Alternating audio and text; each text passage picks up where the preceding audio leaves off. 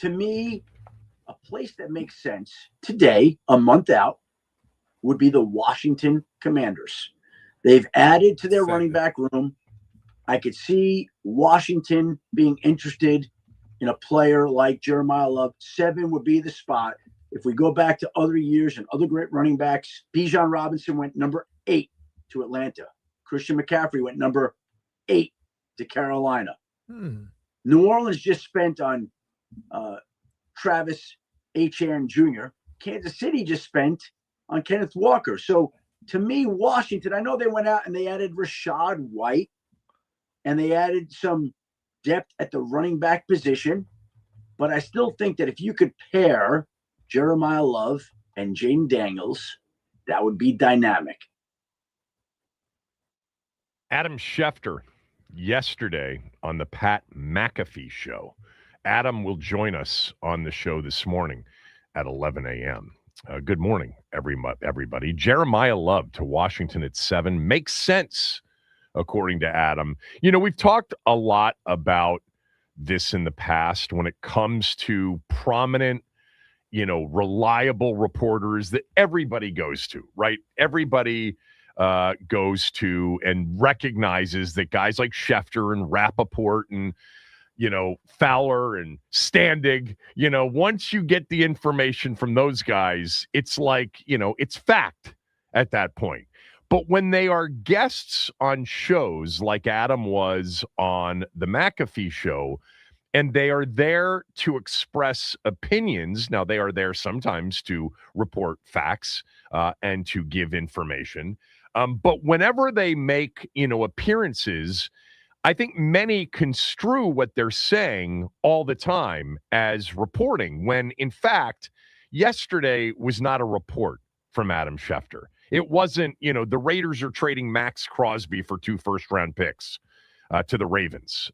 That's a report based on information he has. When he's a guest on a talk show and asked for an opinion on something, his answer isn't him reporting something factual, most of the time in that format. His answer is opinion. And then you have to wonder, as, a football fan and as a viewer or listener, is that opinion coming from that first-rate reporter who always gets everything before everybody else? Is it an opinion based on something they know? Or is it just a hunch? Or is it just connecting the dots like we would do as fans? On what he said yesterday, and I'll play the longer version for you in a few minutes, my initial reaction was that he seemed to feel confident about Love not going to Tennessee at number 4. So that seemed to me like an expression of an opinion based on information. But when he got to Washington makes sense for Love at 7, this is just me, and we'll ask him about it when he's on with us at 11 a.m. That seemed to be more like an opinion where he was just, kind of connecting the dots. If he doesn't go to Tennessee at 4, doesn't go to the Giants at 5, Cleveland's not going to take him, there's Washington at 7. Anyway, he'll join us at 11, and I'll ask him specifically about what he said yesterday on Pat McAfee. Meantime, Field Yates's latest 2-round mock draft just dropped a few hours ago, and he too believes that Washington will end up selecting Jeremiyah Love, running back, Notre Dame, at number 7. And he writes, I'd argue the floor of Love would be at number 7, as this would be a home run move for the Commanders with their only pick of the first 2 rounds. While the team signed veterans Rashad White and Jerome Ford in free agency, make no mistake that the running back room has more than enough room for Love.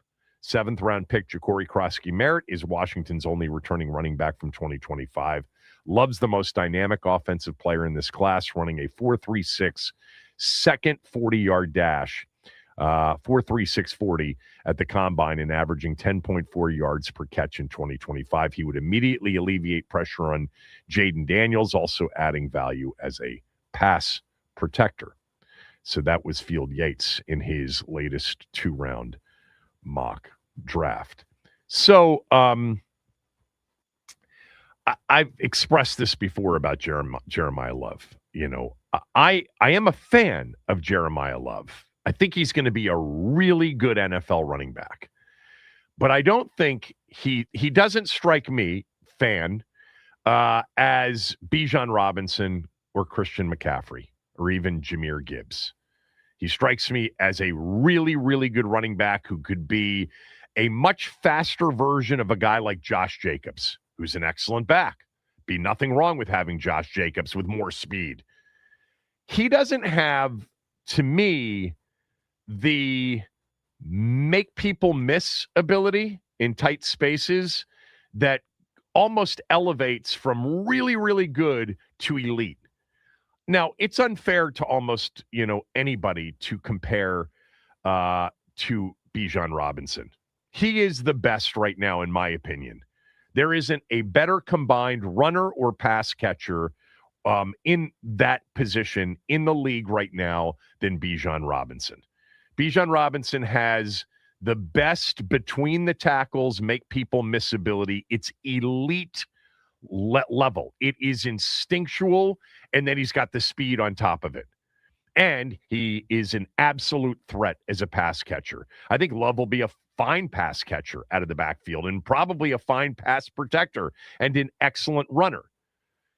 Don't mistake what I'm saying for I don't think that Jeremiah Love's going to be an excellent running back. I do. I just don't think he's worthy of number 7 overall. That's my opinion. I mean, the Seattle Seahawks just won the Super Bowl with a running back in Kenneth Walker III, who was the MVP and a big part of the reason they won the Super Bowl. And after the Super Bowl, they said, yeah, see ya. We're not interested in paying you. Bijan Robinson, I think, led the league last year in all-purpose yardage at that position. Atlanta hasn't played in a playoff game yet with Bijan Robinson. Jahmyr Gibbs, the last playoff game he played in, they lost. Wasn't his fault. I mean, they should have given him the ball at 10 yards per carry in the first half against Washington in January of 2025, a lot more than they did. But David Montgomery had just come back, and they said, hey, we want Montgomery to get some carries. That was, honestly, I still think to this day, Washington's 45-31 playoff victory in Detroit against the 1 seed was certainly much about what they did offensively and what Jaden Daniels did offensively. There's no doubt about it. He was an absolute superstar in that game. But Gibbs was averaging 10 yards a carry, and Ben Johnson's trying wide receiver double passes and putting David Montgomery into the game. I think I'd have just handed the ball off to Jahmyr Gibbs at 10 yards per carry and said, Jared, you're fine for today. But the running back position, even with guys like Derrick Henry and Gibbs and Bijan and McCaffrey. Look, McCaffrey's been a massive difference maker when he's been on the field. And he's been a big reason why the 49ers have made it to a couple of Super Bowls during his time. They haven't won any of the Super Bowls, but they got there and they've been a very good team. That position, if you're going to select in the top 7, top 10, top half of the first round, you have to be convinced that you're getting one of those 2 or 3 that are massive difference makers at the position and just tremendous fear inducers for the defense. Imagine they feel that way about Jeremiah Love, and they're right, and you've got 2 of those players offensively. I'm all for it. Look, if they end up selecting Jeremiah Love at 7 because he's the highest rated player on their board and they can't trade back, and they believe they're in a draft with 7 or 8 elite level potential players, it's the draft, nothing's guaranteed, then take him, 100% take him.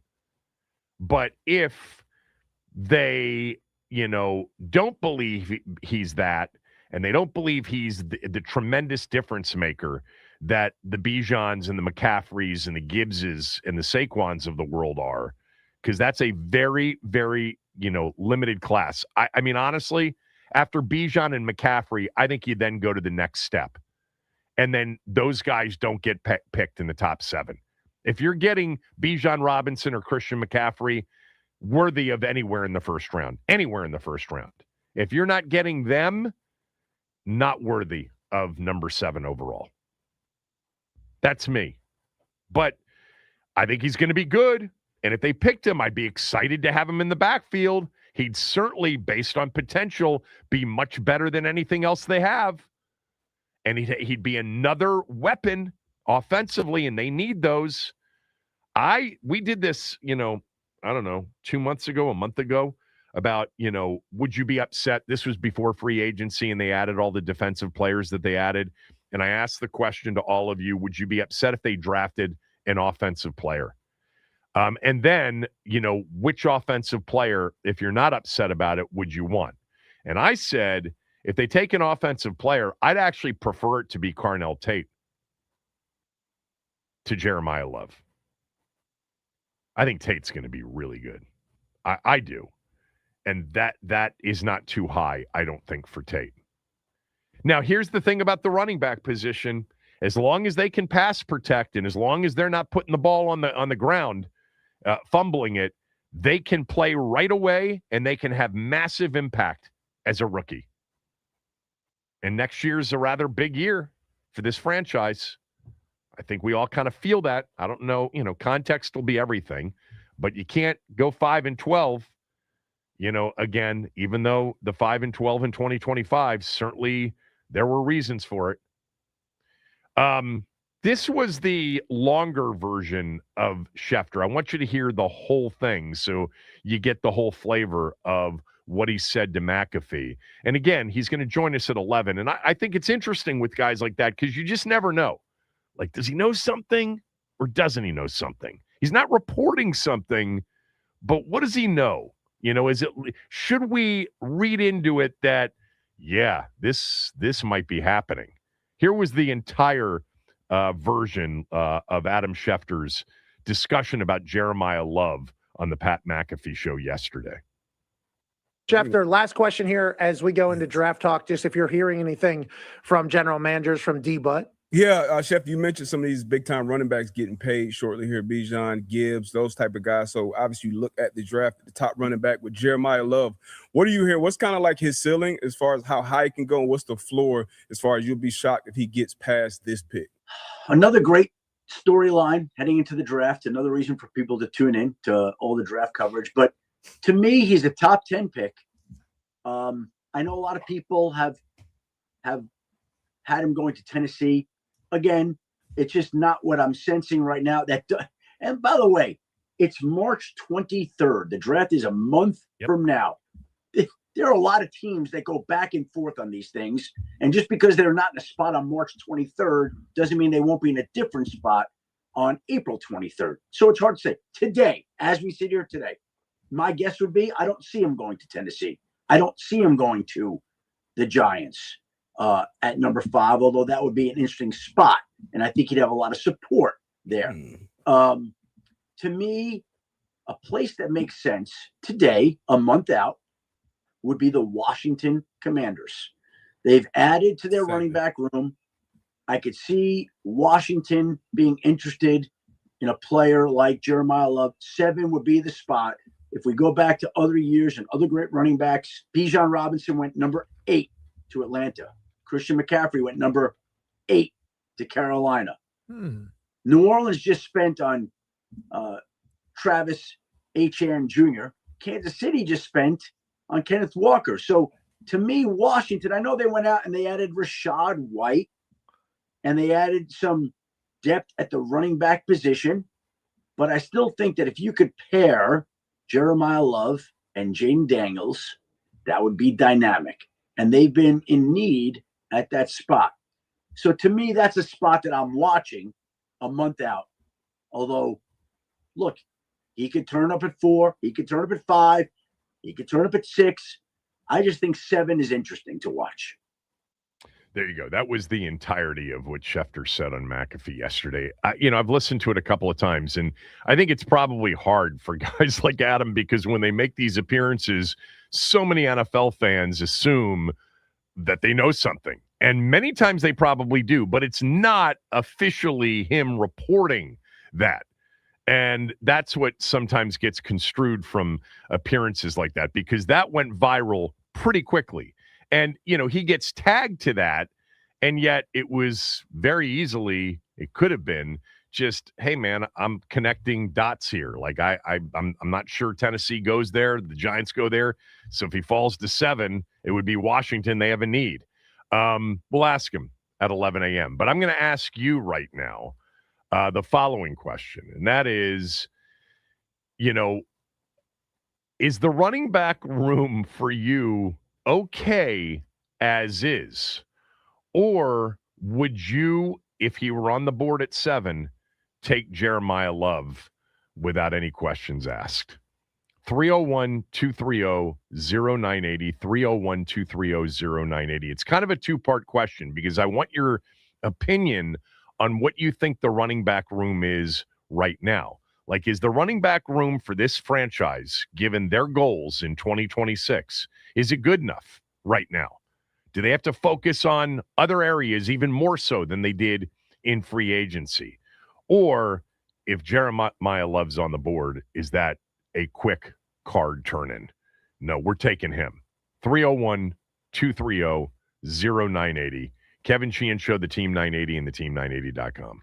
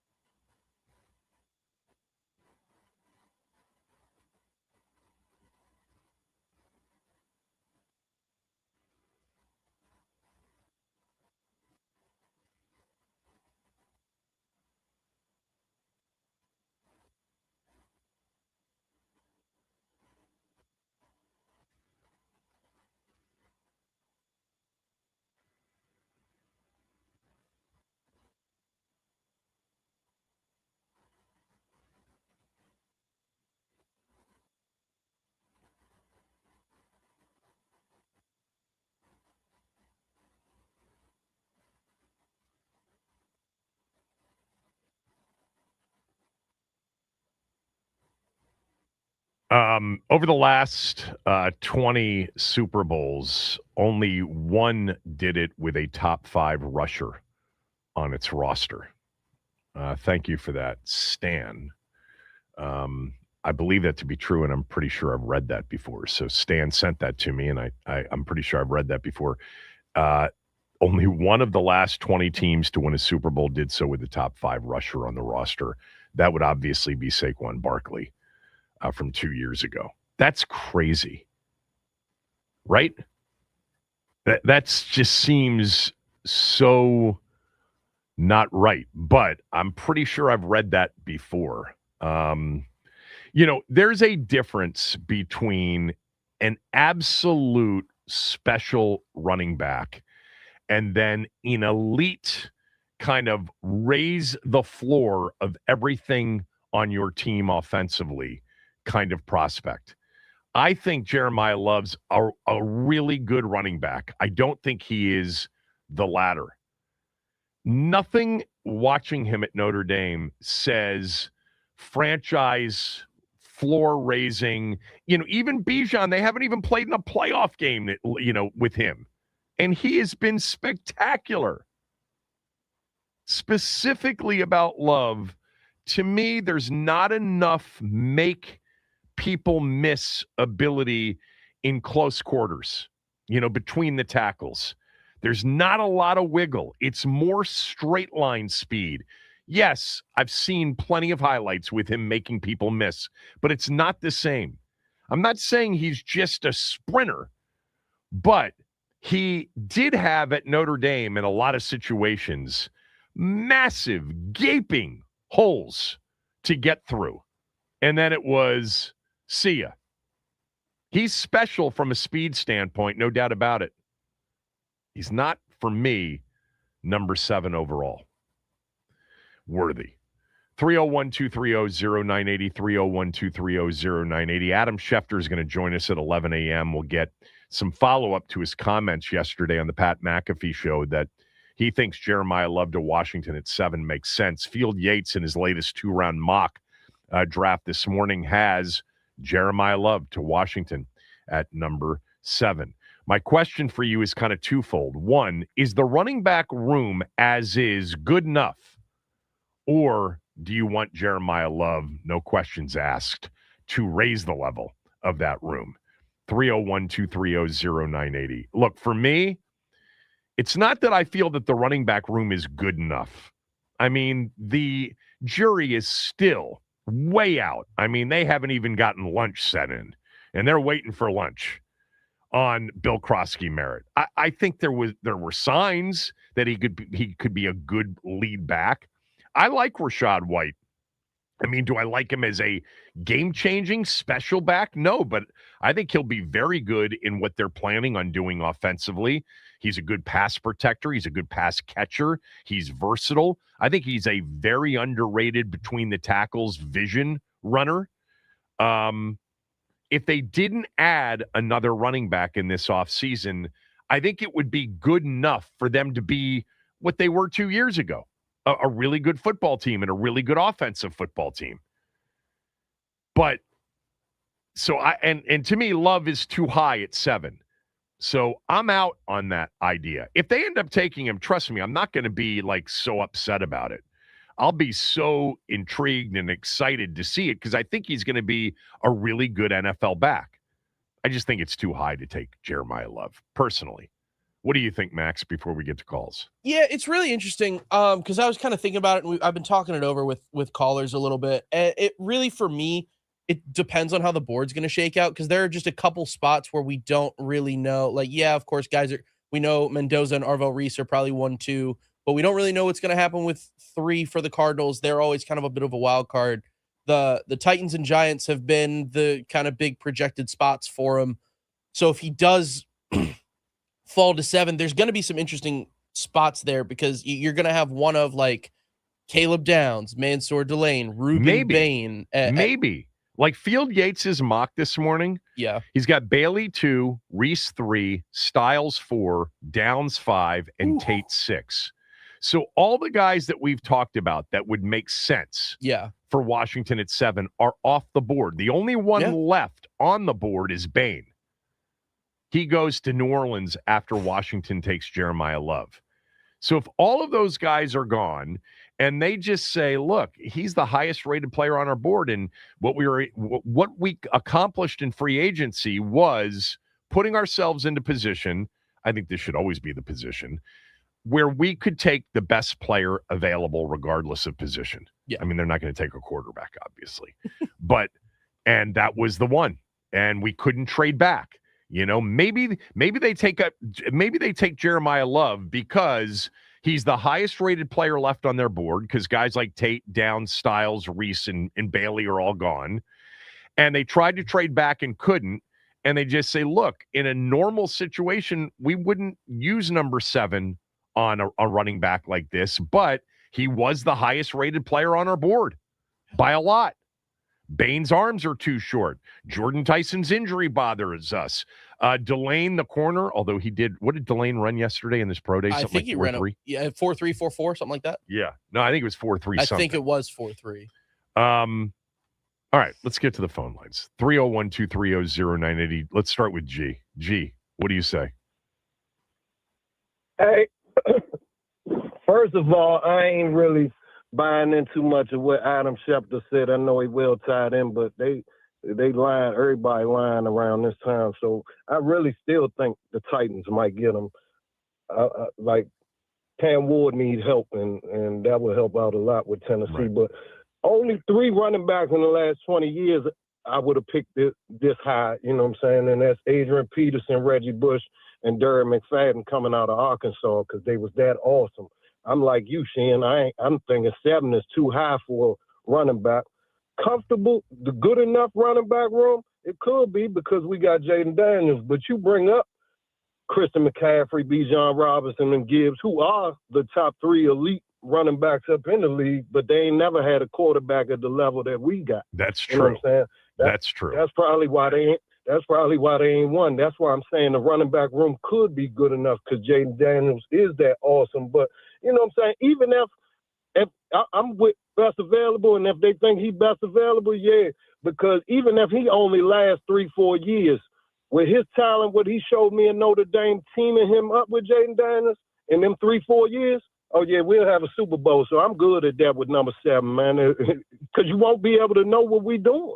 You got 2 electrifying players, man. In open space, you can't stop. Have you told me that about Darren McFadden before? Because I was a massive Darren McFadden fan, because it was him and Felix Jones in that backfield. They were really good. Who coached that team? No. Who was it? I don't know. Petrino was it Petrino? I don't remember, yeah, it might have been Petrino. Yeah, might have been Petrino. Either way, Sheehan. No, forget who you just said. Darren McFadden and Adrian Peterson should have won the Heisman as freshmen. That's how awesome they was. Arkansas and Oklahoma, 2 of the best college, and Reggie Bush, 3 of the best college running backs I've ever seen in my life, no matter what. You know what I'm saying? And what I'm saying with Jeremiyah Love, because I know you got a lot of calls. I'm gonna close it out right here. We seen a 7th round draft pick in Alfred Morris light the league up, because we had a quarterback that they had to figure out too. Yeah, so I know. With Jeremiyah Love and Jaden Daniels, that might be the most dangerous duo in the league next year if everything goes like it's supposed to. You know, if back to Adrian Peterson, because that, we've done this a lot. A lot of teams have done this, over the years. I mean, Arizona didn't take Adrian Peterson. Tampa didn't take Adrian Peterson in terms of players that went before. But if Washington doesn't make that move for Adam Archuleta and they keep Ryan Clark, they don't draft LaRon Landry and they get Adrian Peterson. I think somebody told me that recently. Yes. I think it was you. No, no, me and Paulie be talking about best college players we ever seen. We talk about it all the time, and I always say Adrian Peterson is the greatest running back I've ever seen in my life. Well, he's not the greatest running back in college football history. Herschel or Bo are. That's where the list starts. Yeah, you got OJ, you got Marcus Dupree. It's a lot of them, man. We could do this for days. Yeah. But Herschel at Georgia as a freshman That year was unbelievable, and Bo was ridiculous too. I think Herschel might be. Yeah. This may be crazy to say. No, it's not crazy to say. Herschel may be the greatest college football player I've ever watched. No, we could do this all day. We started this last week or 2 weeks ago, you know what I'm saying? Because Reggie Bush has definitely got to be in the conversation. But if y'all go back on YouTube and watch Adrian Peterson from day one at Oklahoma, unreal, awesome, uncut dope. All right, see you. Let's go to Bob. Bob, go ahead. The question is, do you think the running back room currently is good enough, or do you want Jeremiyah Love at 7? Great question. I think the better question is who wants him more? Because now with all the signings of free agents and the movements here and there, we have that good position to be in. So, yeah, he can be that player you want. But is that really the player you desire before the draft? Kevin, you know it's not going to go exactly as planned. Somebody's have that want the first 5 picks to mess up the whole deal. But, yeah, great player. I do love the McNichols kid.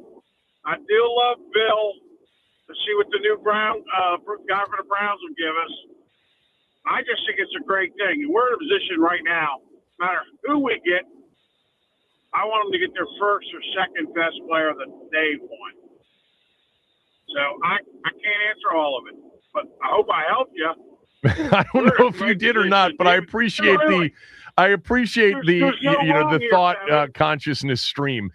No, but it's true. It's true. Like, obviously, thanks, Bob, for the call.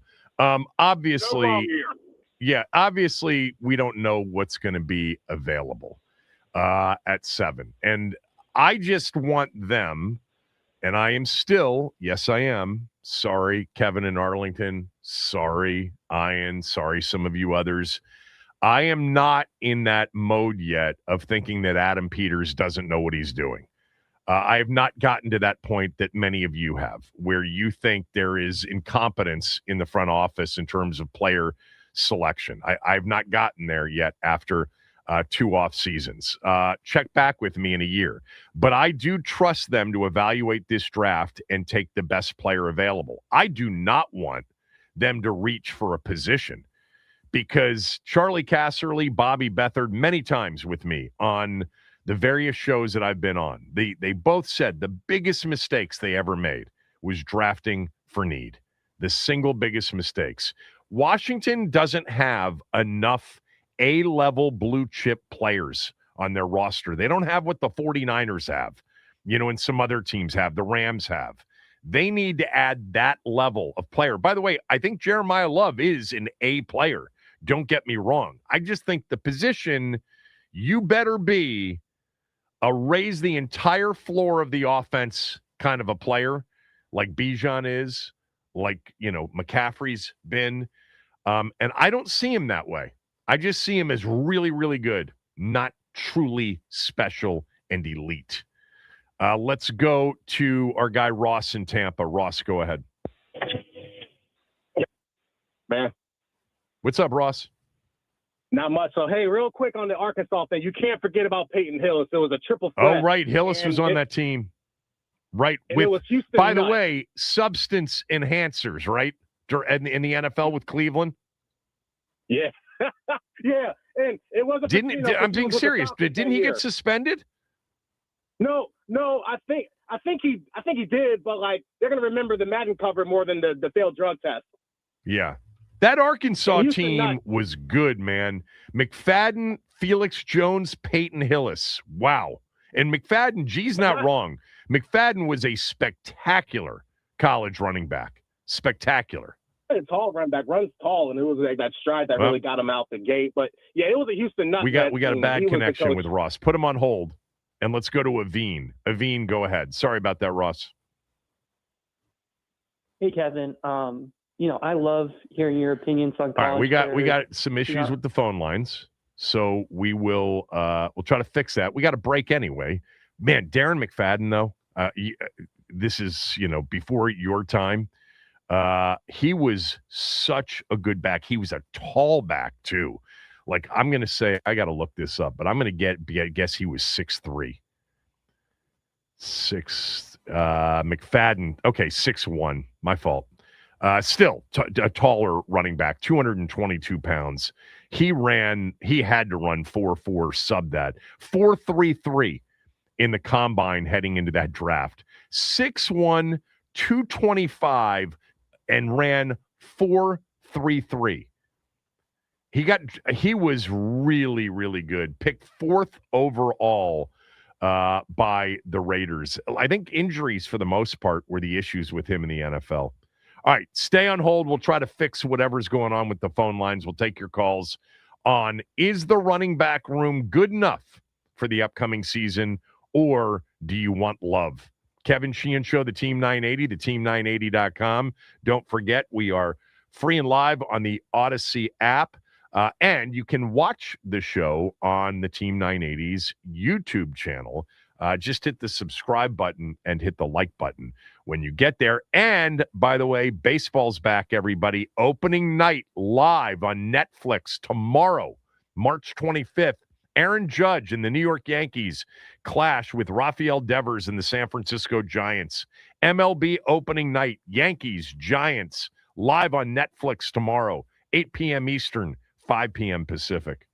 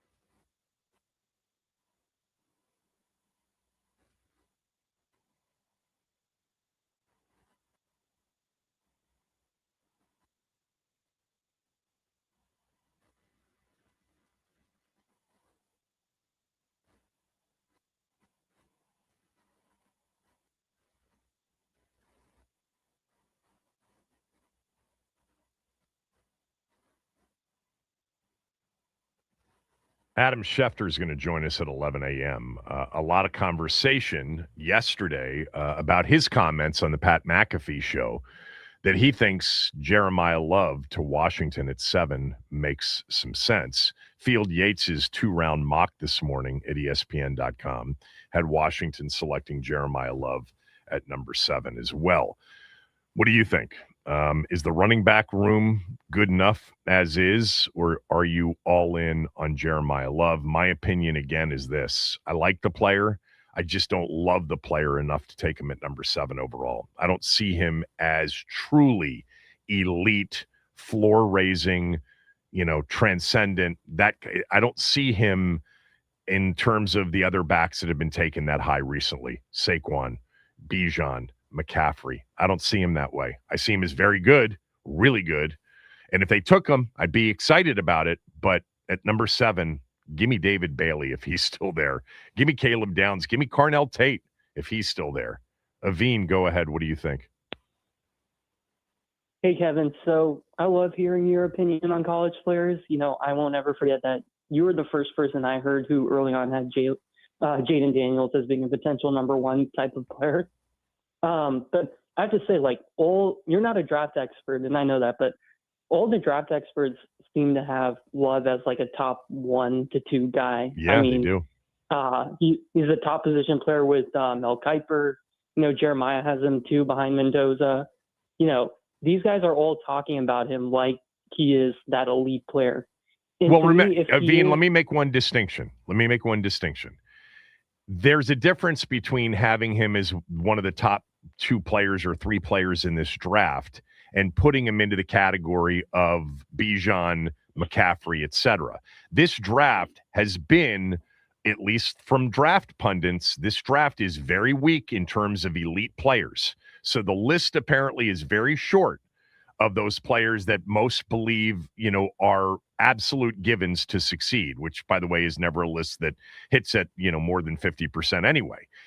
But there is a distinction between the two, but continue. Yeah. But for me, any offensive player who can produce explosives at a high rate on their own, they become a really valuable player to me. And, the way people talk about this guy, again, I heard Chris Sims yesterday say that he thinks Love can be, 1,000 guy, a guy who gets 1,000 rushing yards and 1,000 receiving yards in a season, which is something only, McCaffrey does. So if he is that level of explosive and he can put that level of fear into defense, then I think it's worth it. And, I heard you say, I think on your podcast yesterday that you think Love is a more fast version of Josh Jacobs. And a faster version of Josh Jacobs who can also catch out of the backfield. That sounds like an elite back to me.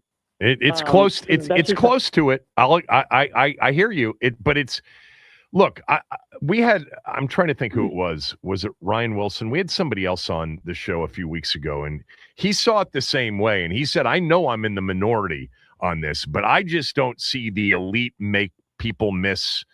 Wiggle, tackle breaking ability of some of the elite backs. But you're right. Overwhelmingly, the draft experts think that he is a real good possibility to be elite. Let's also not forget that the thought about Ashton Genty a year ago was similar. Not that the story's been written on Genty, because it hasn't been. But he certainly wasn't able to elevate a bad football team offensively. Bijan's done that. Bijan's elevated that team to a competitive team when they haven't had quarterbacking. When they got quarterbacking this year, late in the year, and they won all those games, they actually would have been dangerous had they gotten in. Had they won one more game at some point with Penix Jr., they would have been dangerous had they had gotten in. Thanks, Aveen. Appreciate it as always. Let's go to our guy, Ivan. Ivan, go ahead. Hey, Kevin, what's up, man? What's up, Ivan? Hey, look, Kevin, for you, it's for Jeremiyah Love, whether you love him or not, it's like you tell your wife, you get in the mood, Kevin. Hey, look, I think it's malpractice. If you have a chance to take Jeremiyah Love and if he's available, you never know about these things, whether he's going to pan out or not. But if you get a perennial 1,000-yard rusher to go with your all-star quarterback, You have your quarterback, possibly Brandon Ayuk, Terry McLaurin, and your tight end. You have the possibility of dominant offense and a borderline top 10 defense with game changes on defense with the opportunity to turn the ball over. Oh, look at you. Kevin, top 10 defense. Hey, no, a possibility of a top 10 defense. A possibility of a top 10 defense. Wow. Kevin, okay. Kevin, you're going to have these guys flying all over the ball. You're based on the guys that I've seen them bring in. What I call that, Kevin, is I call it hashtag tasty. You get a center and a corner, and you're ready to go, Kevin. You're going to be a minimum second round playoffs with Super Bowl dreams. And you're looking at a 5-year run of playoffs with a chance at a Super Bowl every one of those years. And right now, Kevin, it's carpe diem. You have your quarterback on a rookie contract still. And you have to take your chances. You got a chance for the next 5 years to be in the playoffs with a dominant offense. Yep. You got to go all out this year to get that ring. And I think he gives you that opportunity. As long as you get your center and your corner, I think you're ready to go. What else do we need? As long as we get the center in the corner. What else? That's it? Kevin. Yeah, I'm telling you, Kevin, you get in the mood, my friend. Yeah. Listen, if that works for you, bless you. Doesn't always work for me. Let's go to our guy Ross in Tampa. Ross, thanks for being patient. Go ahead. Hey, we good now, Kevin? You hear me better? We're good. Yeah, gotcha. Okay, now I just wanted to sneak that little quick one in. Like, it was a Houston Nutt-led Arkansas team. That was my guy. I love right, exactly. Yeah, I looked that up. Houston Nutt, right. Oh, okay, cool. No, it's all good if with Jeremiyah Love. If somebody wants to go tell Adam Peters, hey, you need pass rush, go draft Jeremiyah Love, the way Portis was advocating for Sean Taylor. But I do think it'd be irresponsible if we picked him, if we selected him at number 7. Man, we got to get Carnell Tate. And I was telling Max, I got to see that pro day. I want to see if he's going to improve that 40 because I really see Carnell Tate being that number 1 X receiver in case we lose Terry. Because we get Love and everything's all good in the backfield, then, maybe Brandon Ayuk is a loose cannon and it's pretty much over for him. Then who? Lane and McCaffrey? I just don't think that's going to be smart for him. When is Ohio State's pro day, Max? When will Carnell Tate run? Tomorrow. Yep, March 25th. Critical. It's critical for him. Let me just tell you, if he runs, what did he run? 4.5? 4.5. I mean, he doesn't look 4.5 in a football uniform during a football game. That's all I care about. No. So, whatever he runs tomorrow, as long as it's not 4.6, I think I'm going to be okay with it. To me, he looks like a special route runner that never drops a pass, as a hands catcher, as a good contested catch guy. I like everything about Carnell Tate. And by the way, I like Jordan Tyson too. Don't get me wrong. And look, this corner from LSU, we have a need right now for a number 1 corner. A major need. Mansour Delane just ran 4.3 something yesterday. He's from here too. Thanks. Let's go to Paulie. Paulie, go ahead. I know what your answer is. Hell to the. You know what my answer is, man. Yeah. I've been telling y'all about Love for 2 years now. Listen, Carnell Tate. I can get Carnell Tate. Say what now? I don't know about 2 years, but you've been telling him. You've been talking about him for about 2 months. No, for 2 years. Okay. Ever since he ripped off that. I can't audit all your calls here quickly.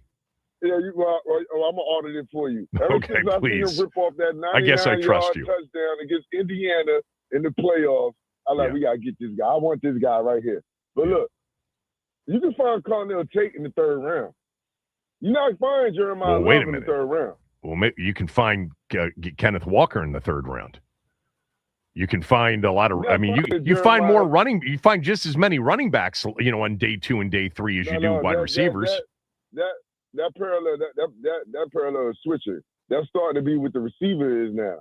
All they do in college is throw the ball now. It used to be like with the running back. You could find your running back in the 3rd, 4th round, but you can find Carnell Tate in the 3rd round. He's not special to me. I think he's getting overly hyped because Ohio State's been putting out a lot of good receivers lately, and I'm not downplaying him to up my guy up or to build my guy up, but I think you can find him. You can't. Jeremiah Love to me is the most explosive offensive player in the 1st round. You say he don't have wiggle. He does have a lot of wiggle, especially in the middle of I didn't the say line, he didn't man. have wiggle. I said he doesn't have as much wiggle as the elite guys do. That's my opinion. Okay. Well, my opinion is he does have that. Okay. And he reads. He's a physical back. Number one, he's not just a one-trick pony. He's just not a home run hitter. See, that's what a lot of people is confused with, because you see his speed, so you think he's just a one-trick pony, but he's not. He's a in between the tackle back. Yep. Right? I've never seen him take a real good shot, because he does have that wiggle, and he got a little Tony Dorsett spin move in the middle of that line of scrimmage. I like our running back room. If we can't draft him, I think we'll be fine. But if he's sitting there and we walk up to that podium and we don't take him, we doing Jaden a disservice, because now. Well, who could be on the board where you wouldn't take him? Anybody? Who could be? I mean, it would have to be one of them guys you talking about, a David Bailey type, one of them elite pass rusher dudes. That's it. But I'm with you though. I've been saying this. If let's say Love and them guys is going, I've been saying, like, yo, we need to get that cornerback from LSU. That's what we really need. So if there's a way we can move back and still get him, I'll be happy with that. But I just think we need explosive people on the field to go with Jaden, man. That is true. I am totally with you on that. And they added speed defensively, but they need more speed other than Jaden Daniels on offense. Man. Yeah. And also other than Terry, man. We need speed out there on offense. We want to help out Jaden Daniels. We need to get faster in the skill position. I agree. I agree, and he would certainly solve that problem. I'm not saying that he wouldn't solve that problem. You understand my fundamental issue. It's the position in which you're taking him in the NFL draft at number 7 overall. You better be sure you've got super special elite. You think he is? I think he's just really, really good. I got to run. Adam Schefter is going to join us next. Kevin Sheehan Show, the Team 980 and the team980.com.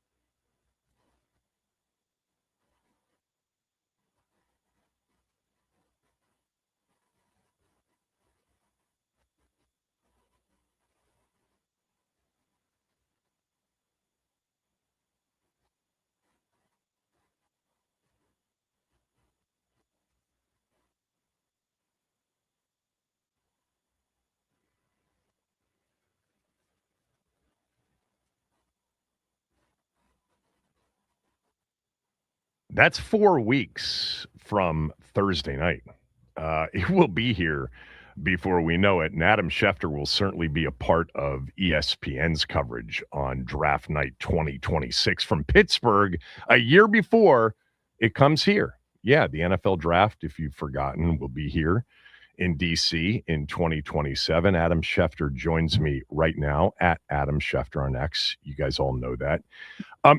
When you said what you said on the Pat McAfee show yesterday about Jeremiyah Love, when you are a guest in that sort of setting, that a lot of people, and I've talked a lot about this, over the last few years, I think I've even talked about it with you before, that when you express an opinion, many construe it to be, because you're Adam Schefter, many construe it to be a report, even when it isn't a report.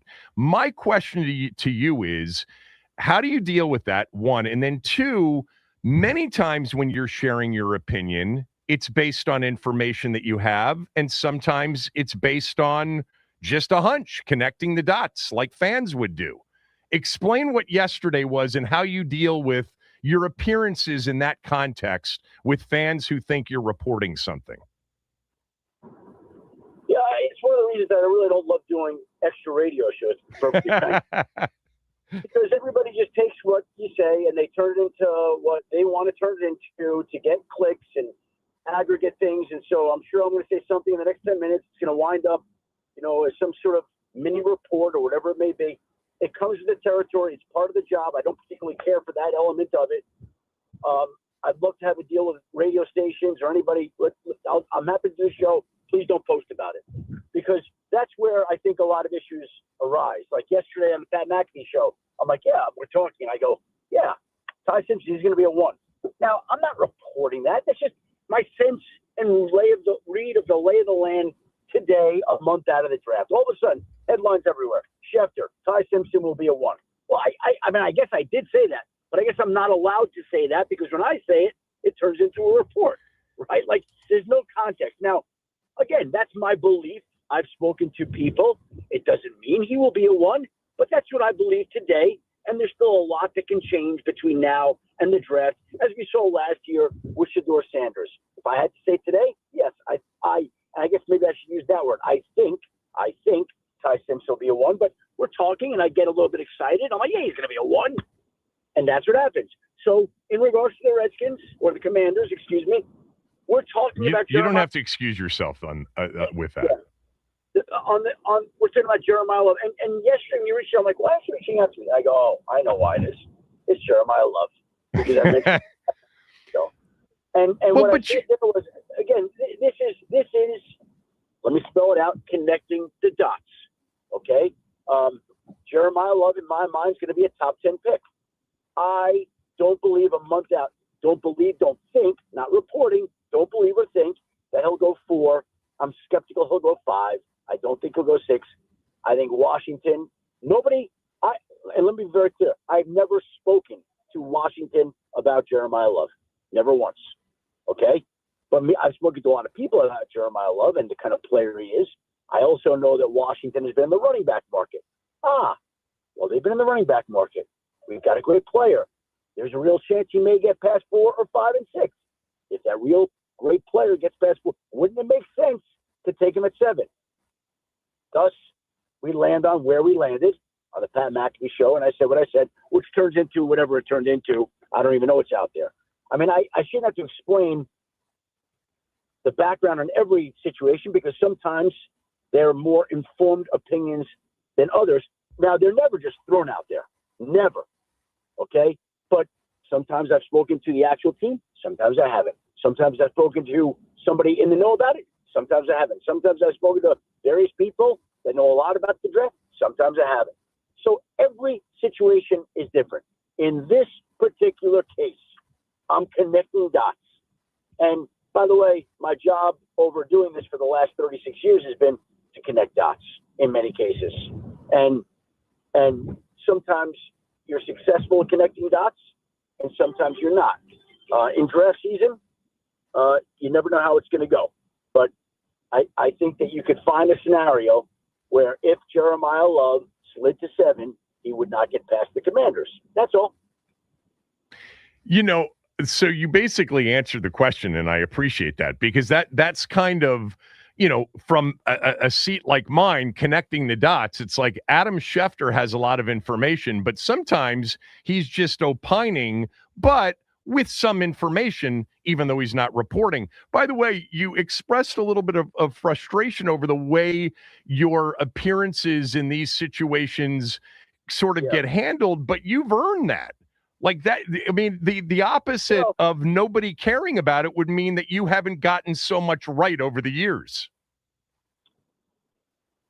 And I'd like to think I have. And I think that's why people lean on some of the things. And sometimes they make more of it than it should. And sometimes they make less of it. And again, that's not my job. I'm coming on to share what I believe, think, or know. Right. And there's a distinction. But again, in my world, I'm not allowed to share an opinion. Yes, you are. Well, the problem is when I share an opinion, it turns into a news story. I'm just telling you, it does. You know, you came on with me and Tom Lavero for like 7 years on a weekly basis, and it was all opinion, typically, not necessarily, you know, you weren't coming on our show to report anything.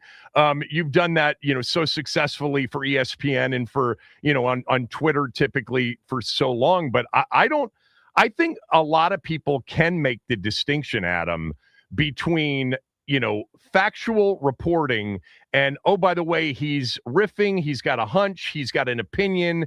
The problem with somebody like you, because of what you've done, is that when you share an opinion, there is a belief that it's based on at least some information. And you said that usually there is some information that helps you connect the dots. Now, specific to Jeremiyah Love, you said you've spoken to many people about Love. Do you think that the league in general believes that he's worthy of a top 10 pick, or that this is just a draft that isn't super deep in top 10 talents? Oh, I think he's a great player. I think there are people that could make the argument that he might be the best player in the draft. I mean, I think there are people who believe that. Now, again, how the draft turns out in the seasons to come, but he's, by all accounts, a great talent, great character, the kind of stuff you want on your team. Now, we'll see how it shakes out, but there's usually often not, a premium in that position. And so when that's the case, a running back can slide to, say, 7, but not go 1. And that's how a player like that winds up in a place like Washington. And again, by the way, he could wind up in Tennessee or New York or Cleveland. My sense is he won't, but he could. I actually bet somebody a dinner on it yesterday. They were adamant with me. He's like, he's going to go 4 or 5 or 6. I'm like, no, he's not. I don't think so. And so we bet dinner, friendly little wager. We'll see who's right or not. We bet dinner, like, whatever. We'll see. It's fun, right? That's what makes the draft compelling. What do you think of what Washington's done so far in the offseason and free agency? I thought that they were very active and had to be active, and that was their plan. They went in determined to strengthen certain areas. They did as good as they could in those areas. And you know, when you have cap space like they did and you can go spend money, more often than not, it's going to work out favorably. Talking to Adam Schefter, the lack of quarterbacks in this draft. I mean, Mendoza at number 1, and you know, this morning there was some conversation about some of the things that have been discussed about Ty Simpson. Do you think that there's an actual debate among NFL teams as to whether or not Ty Simpson is comparable with Fernando Mendoza or not? I don't know that yet. I'm not far enough along. We're a month out. I'm coming out of free agency. I'll be having a lot of conversations about those kinds of things in the next month. So I don't feel entirely comfortable answering that today. All right. Talking to Adam and the last one, because I know you only had 10, 12 minutes this morning, is, do you view what many people around here view the upcoming season to be an important one for Dan Quinn? Every season is important for a coach who's coming up a losing. that's not a newsflash, right? Like if you don't win and you have a poor season the way Washington did, there are not many coaches who get to endure back-to-back seasons, poor seasons, and live to tell about it. It's just not how the league operates. So, yeah, of course it's important, but it's important because of everything that's gone on across the league, more so than it's a function of Dan Quinn in Washington. It's just how the league works. When you don't win, you get called into question. When you get called into question, the owners pay attention. When the owners pay attention, obviously, there are jobs on the line. So, yes, I view it as an important season, but not because of anything that's specific to him other than it's just the way the league works. Good to catch up. Hope you're well. Thanks for doing this, as always. I appreciate you. Thank you, my friend. All right. Adam Schefter, everybody. I think in that he had 10 minutes for us this morning and made that sort of he's very busy this time of year. I think he's busy every day in his phone all day long. But what I really wanted to hear was him explain what went into the Love stuff. There's no doubt that he feels strongly, based on information, that the player's not going to go to Tennessee and probably not going to go to New York. That leaves, and then Cleveland after that. That leaves him on the board at 7 for a team that needs a running back. That part of it is connecting the dots. The first part of it, not so much. So at least as we sit here, almost a month before the draft, and things change, obviously, but I think he believes Jeremiyah Love will be on the board at 7 for Washington to select from. That would be interesting for sure if they had that. To me, it's all about who is still on the board, because I still think there are pass rushers, David Bailey in particular, and even Reese to a certain degree, and I would go Sonny Styles at this point as well, that if any one of those three are on the board at 7 with Love, I'm going one of those players before Love. I think I'd even take Downs before Love. And in Field Yates' latest mock, it goes Mendoza, Bailey, Reese, Styles, Downs, 5 to the Giants. So both Tennessee in need of a running back, the Giants in need of a running back. They both pass on Love. Like, there will be teams in front of Washington with that need that may end up passing on that position and, leave him available to Washington at 7. Yates also has Carnell Tate going right before. That would be the scenario for me. Bailey's gone, Reese is gone, Styles is gone, Downs is gone, and Tate's gone. Then it comes down to what you think of Bain's short arms versus where do you have Jeremiyah Love on your board. And yeah, I think it was Paulie who said, if you could trade back and get the corner from LSU, Delane, that would make a lot of sense too. Sure. The trade back opportunities, probably not as great in this draft because of the lack of quarterbacks than in other drafts. By the way, the Ty Simpson-Mendoza thing has gotten very interesting over the last 24 hours because of something that Dan Orlovsky said on ESPN yesterday. Max, if you have that, go ahead and play it. Do you have that? Could fall anywhere in the first round. You have looked at the tapes. What are you seeing? I think Ty Simpson is QB1. I think Ty Simpson is the best quarterback in this class. I think when you look at the body of work and what was asked of these two quarterbacks, you have to start with the question, who needed to do more to carry their football team to play well? Ty Simpson, and it's not close between those two quarterbacks. So when it comes to moments of panic and big throws, real NFL throws, I think it's clearly Ty Simpson. So it is, to be clear, this will get a lot of attention that you feel this way because you are, at this point, I think one of the people whose opinions on this stuff matter the most. And everyone has their opinion, and this is certainly going to be an unconventional one.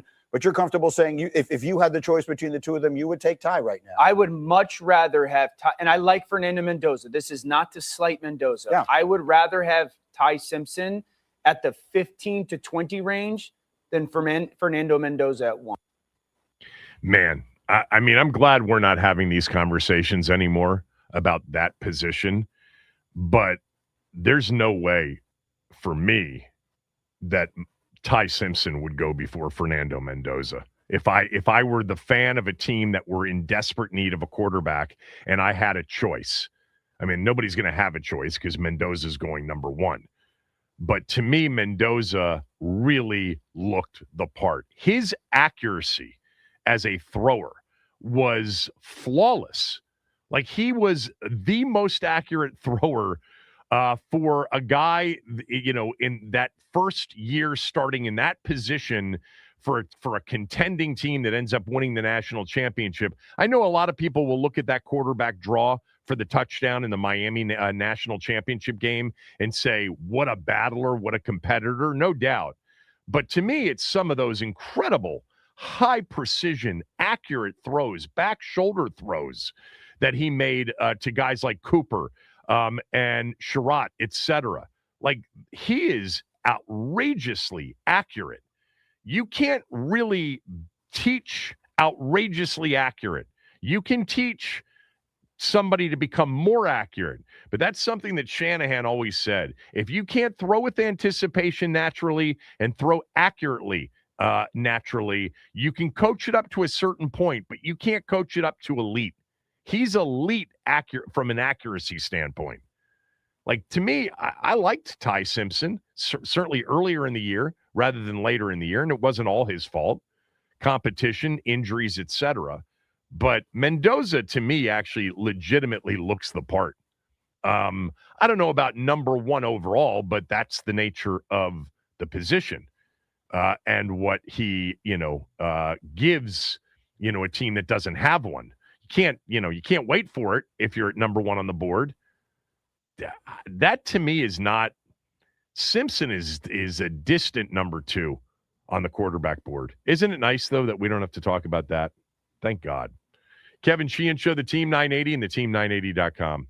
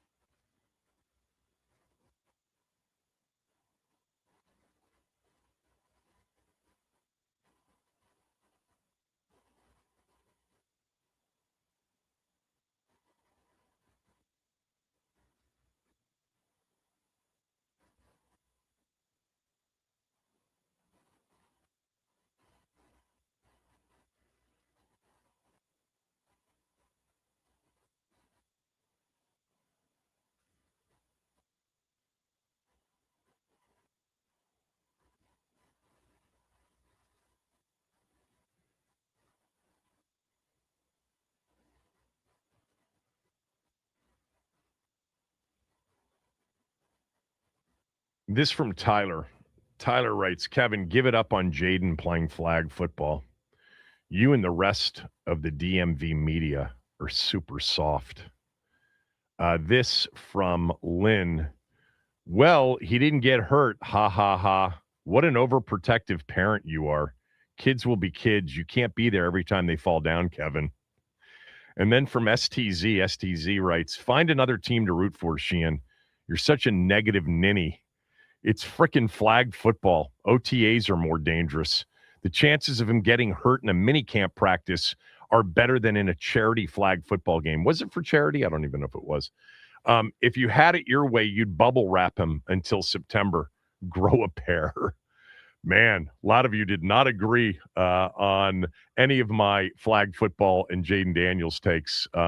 This has been a growing group of you over the last few weeks. Appreciate all the feedback. I do. Yeah, by the way, the team bubble wrapped him, STZ. Let's not forget that. They bubble wrapped him for the final 4 weeks of the season. So maybe they should grow a pair. And by the way, in terms of root for another team, Sheehan, I mean, come on, man. I love Ninny, by the way, as a description. It's so perfectly condescending.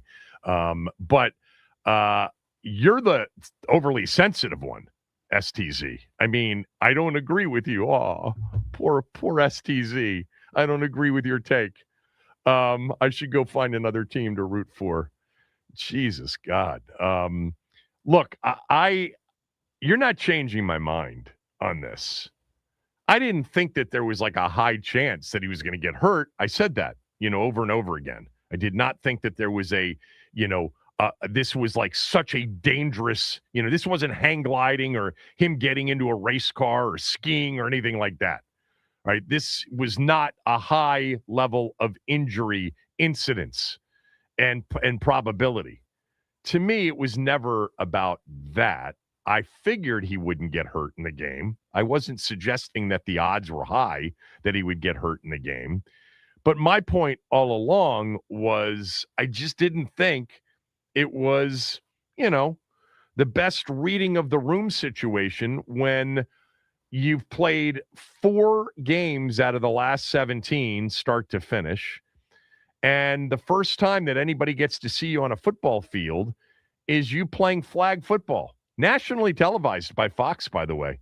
But the first, on-field vision after, essentially getting hurt every time you took the field last year and had to be bubble wrapped for the final 4 games of the year is like a flag football game that doesn't help you at all and doesn't advance your number one priority, which is, playing professional football for the team in Washington. That's all. I just didn't think, I said over and over again, if this had been a year again, it would not even have occurred to me to be upset that he was playing in a flag football game. Why? Well, he had a great season and he didn't get injured. There was no in the back of everybody's mind, he might be injury prone. He might be a walking, miss next 3 weeks kind of a player. That's the part of it. It's the context of him coming off this season in which he couldn't stay on the field. And because of it, they had an absolutely abysmal 5-12 season. Primarily more than anybody else, and they lost a lot of, other people, but primarily because they didn't have their starting quarterback in 13 complete games out of 17. Look, I get it. It was a fun event. I'm sure it was, a terrific kind of promotional event for flag football and the growth of flag football and the Olympic sport flag football. And I'm sure that it was one hell of a payday. And I am not the person that says, don't get what you can get. Not at the expense, in like Chase Young's, example of missing all 9 OTA days. You still are going to end up making a lot more money if you're really good at football, and you're a part of something really good as a team. That's ultimately where you will end up making the most money. And in Chase Young's case, he got terrible advice as, post-rookie season to be the only one out of 90 players not to make it to one OTA day. Not one, But at least he wasn't on a flag football field. He was, shooting commercials and playing Family Feud. But the payday, I'm sure, was enormous, and go get it for sure. I'm sure it was a number that even me, if I were the owner of the team, would have said, absolutely, man. But, to all of you that reached out to tell me how idiotic, and overly protective and soft and, what a negative ninny me and everybody in the DMV sports media are. I mean, come on, man, get off that. Yeah, but did you watch this thing? Now, I didn't watch it. I just got the highlights of it. The dude was out running routes as a receiver trying to shake people in the open field. Like, one of the most predictable things about this event was it wasn't going to be like this, hey, everybody, Jaden Daniels is here. There he is in the shotgun throwing 7 passes, and now he's going to kiss some babies and sign some autographs. No, that's not what it was going to be. You got highly competitive athletes, and you got a U.S. team that's itching to prove that they belong with these NFL players. And apparently they did in that sport. I mean, what's he doing running routes as a receiver? Seriously, come on. Even those of you that think this is way over the top, soft, overly protective, etc., did you really want him running routes and trying to shake people in the open field? He's a quarterback. How about he just takes some shotgun snaps and throws 10 or 12 passes to his team? And by the way, OTAs are not more dangerous, STZ, for quarterbacks than what he did on Saturday. They're not. They don't get touched at all. All right. And he's not playing wide receiver in OTAs. And, oh, by the way, the comparison is pretty stupid anyway, because that's actually something he does for his job, that he's paid to do.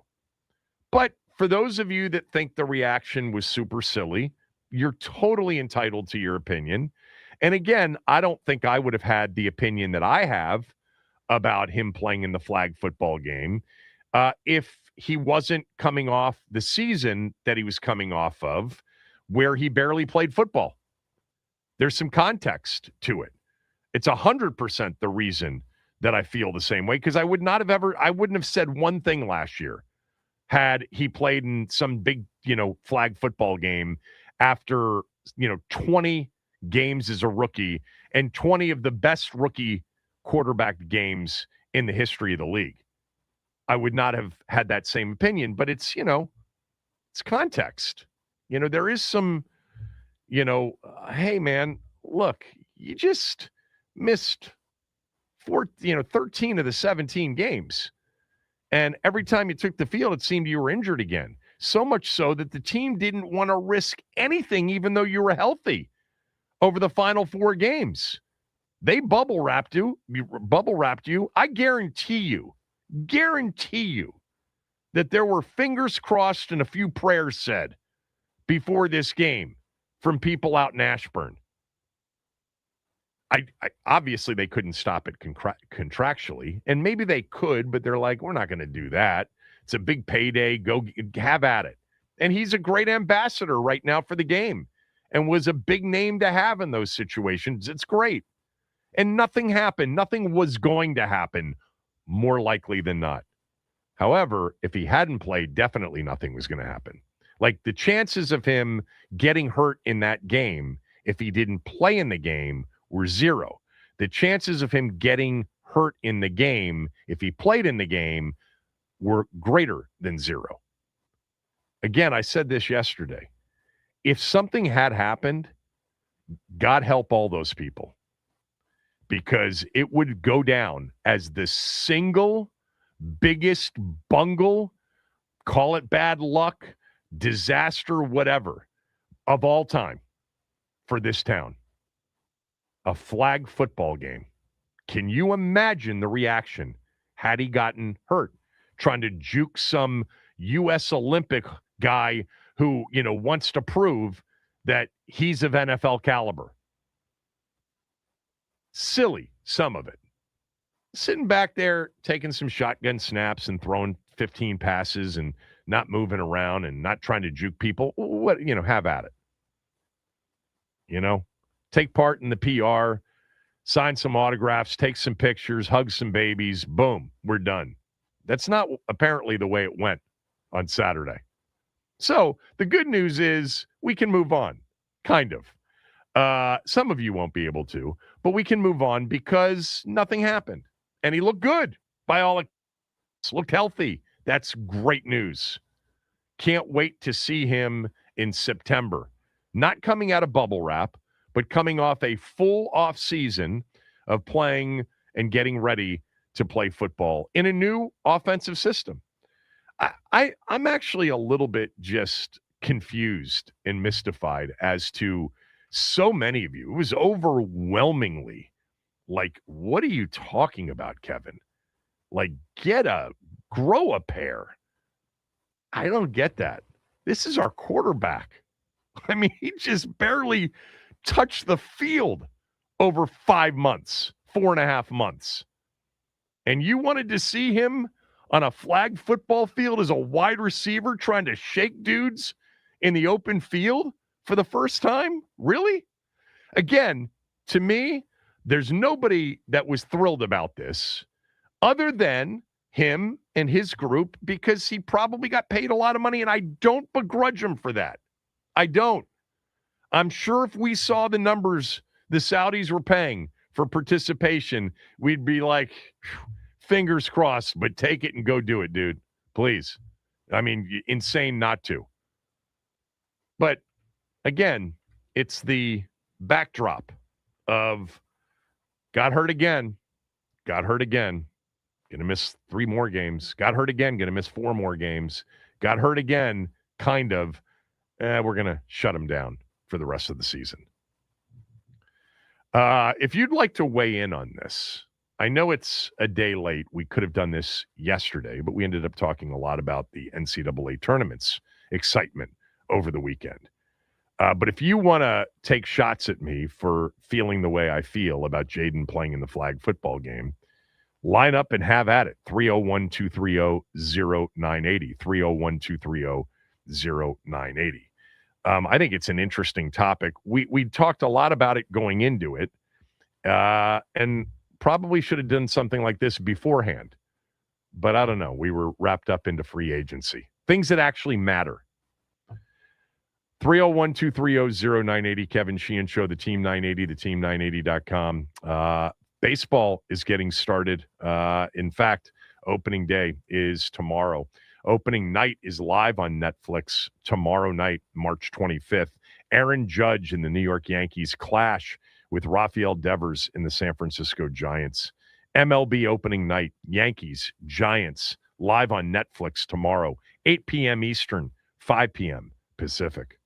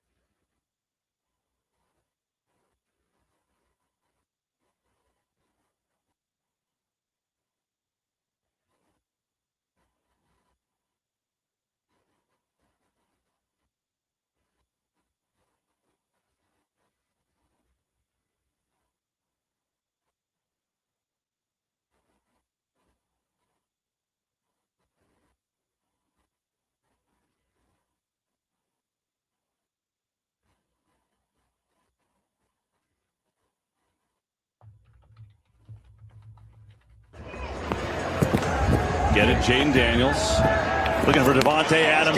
He's wide open. He's got it for the touchdown.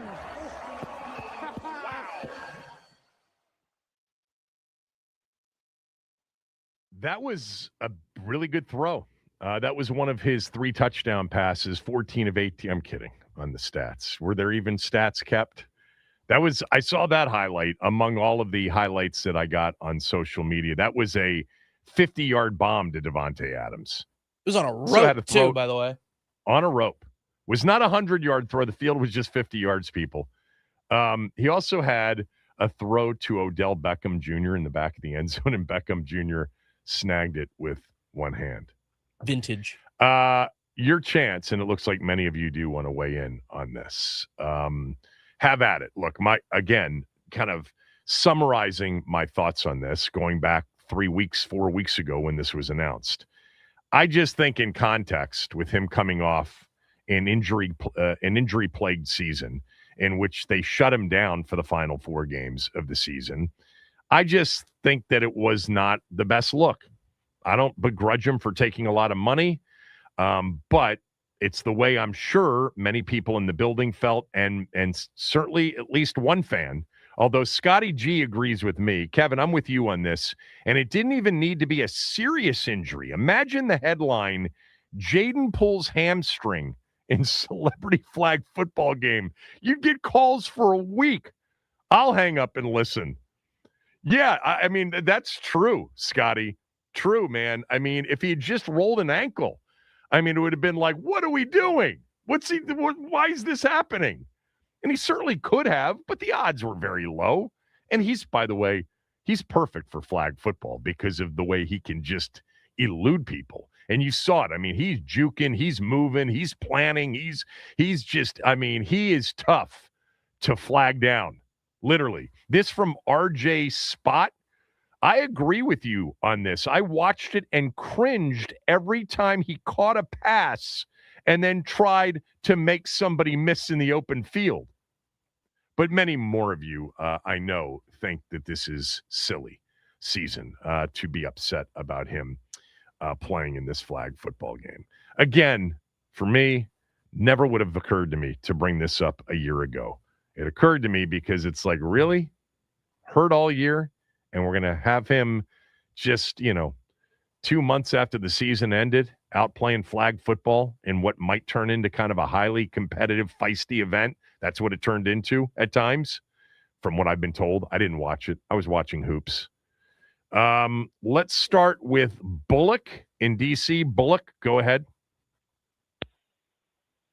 Hey, how's it going, Kevin? I totally agree with you. I totally agree with you, man. The kid is, I hope they have not an exit plan, but a backup plan, because I'm really nervous about this kid moving forward. He's a great phenom, but they got to have something in place to look out for him, man. Somebody or someone needs to be in his corner, getting in his ear, because this is not looking good. A flag football game? Come on, man. Stupid. So I'm gonna listen to you. I disagree with you. Yeah, go ahead. All these tough guys, let them play. I don't want to hear it. We hadn't had a player like this. I'm 51. So I was 16 the last time we won anything. We hadn't had a player like that in 30-some years. Come on, man. Of course not. Do the right thing. But I'm gonna sit back and listen to you, Kevin. Thanks a lot for taking my call. I appreciate the call. Look, I don't have a lot of concerns about him moving forward. I don't. I think last year is going to turn out to be, knock on wood, fingers crossed, prayers, that it's going to be the aberration. I mean, he played 52 of 54 games in college, and he played all 20 as a rookie in the NFL. He doesn't have a significant injury history.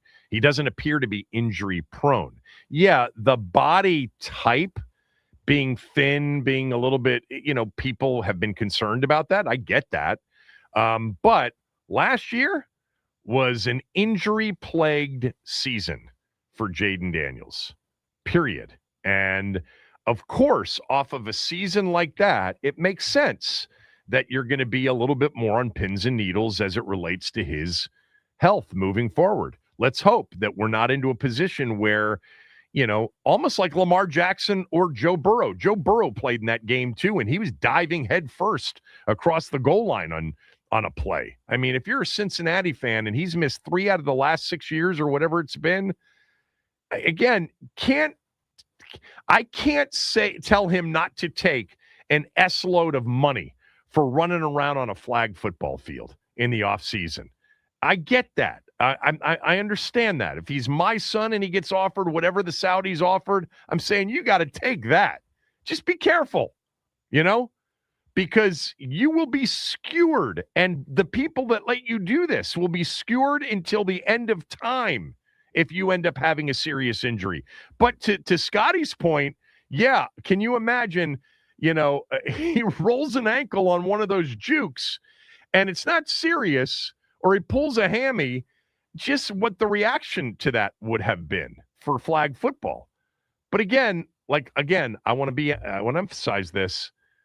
I would not have said this a year ago, but I don't have 2025 a year ago in the back of my mind.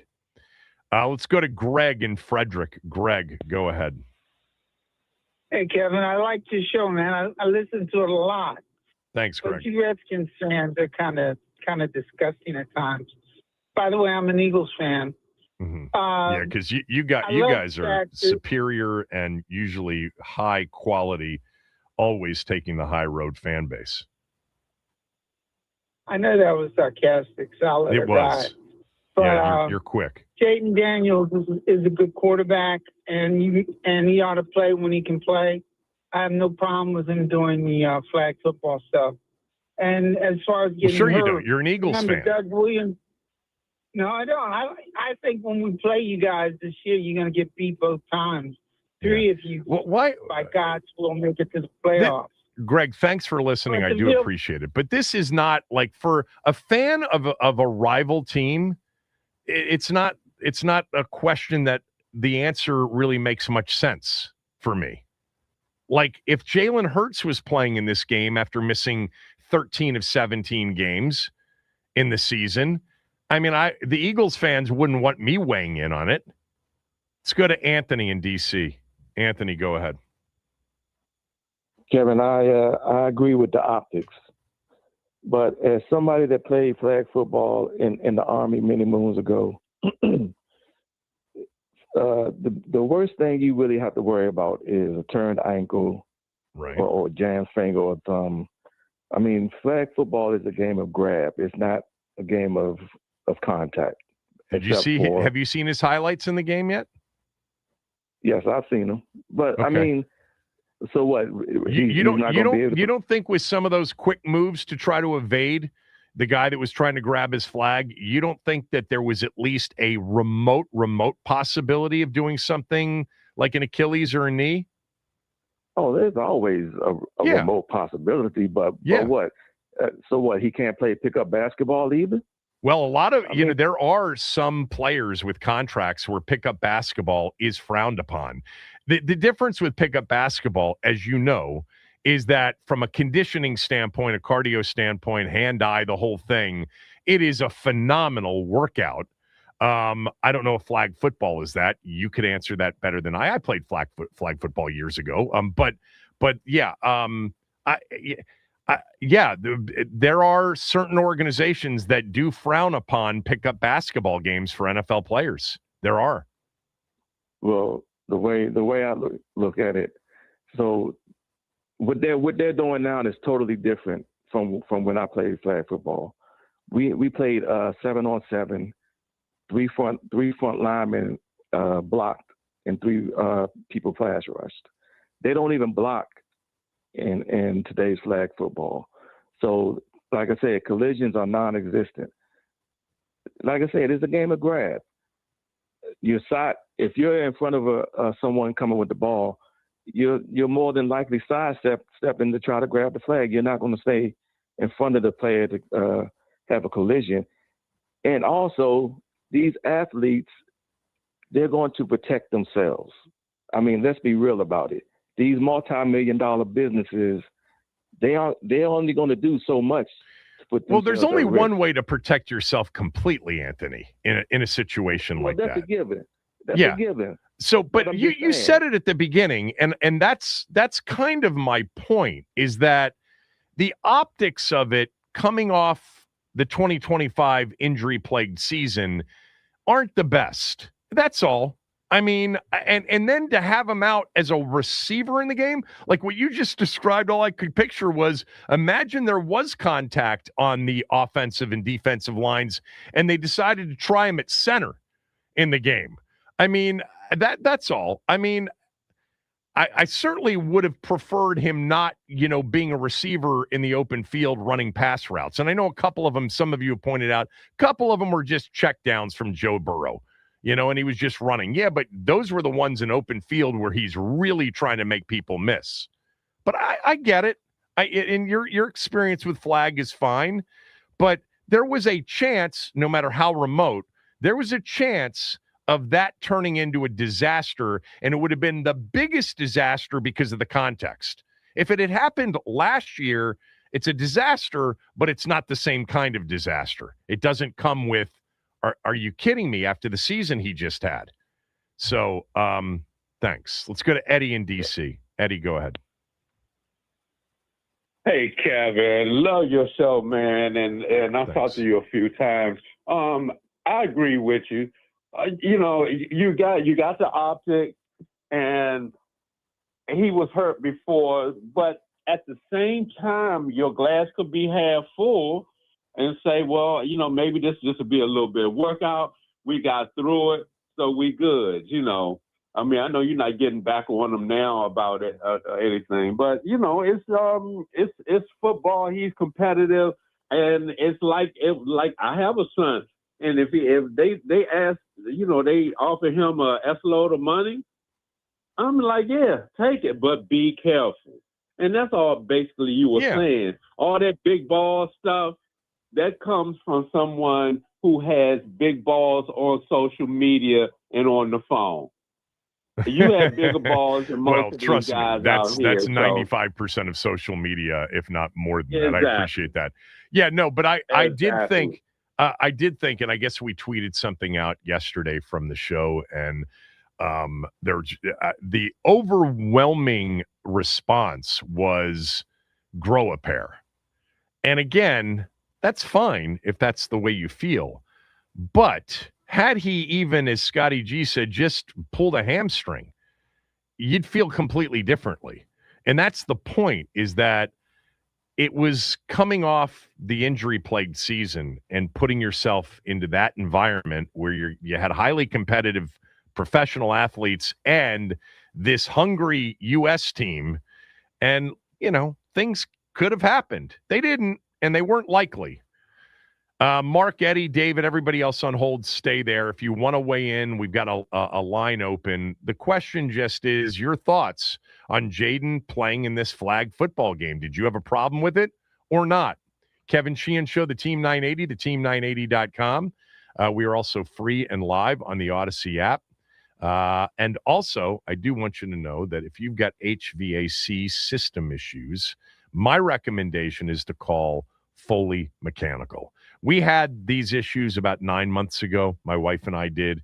We called Foley Mechanical. Dan Foley owns the company himself. He came out, dealt with us, and he's just an impressive guy. It's an impressive company. He owns 100% of the company. It's not a franchise. It's not some big, private equity firm or hedge fund that owns it. He controls the quality, from the equipment to the people he hires.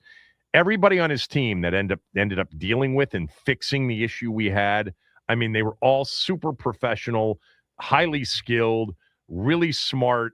I loved working with Foley Mechanical. They're a full-service heating, air conditioning, hot water, and boilers company, and they're the go-to for older homes with radiator heat, which is a real specialty.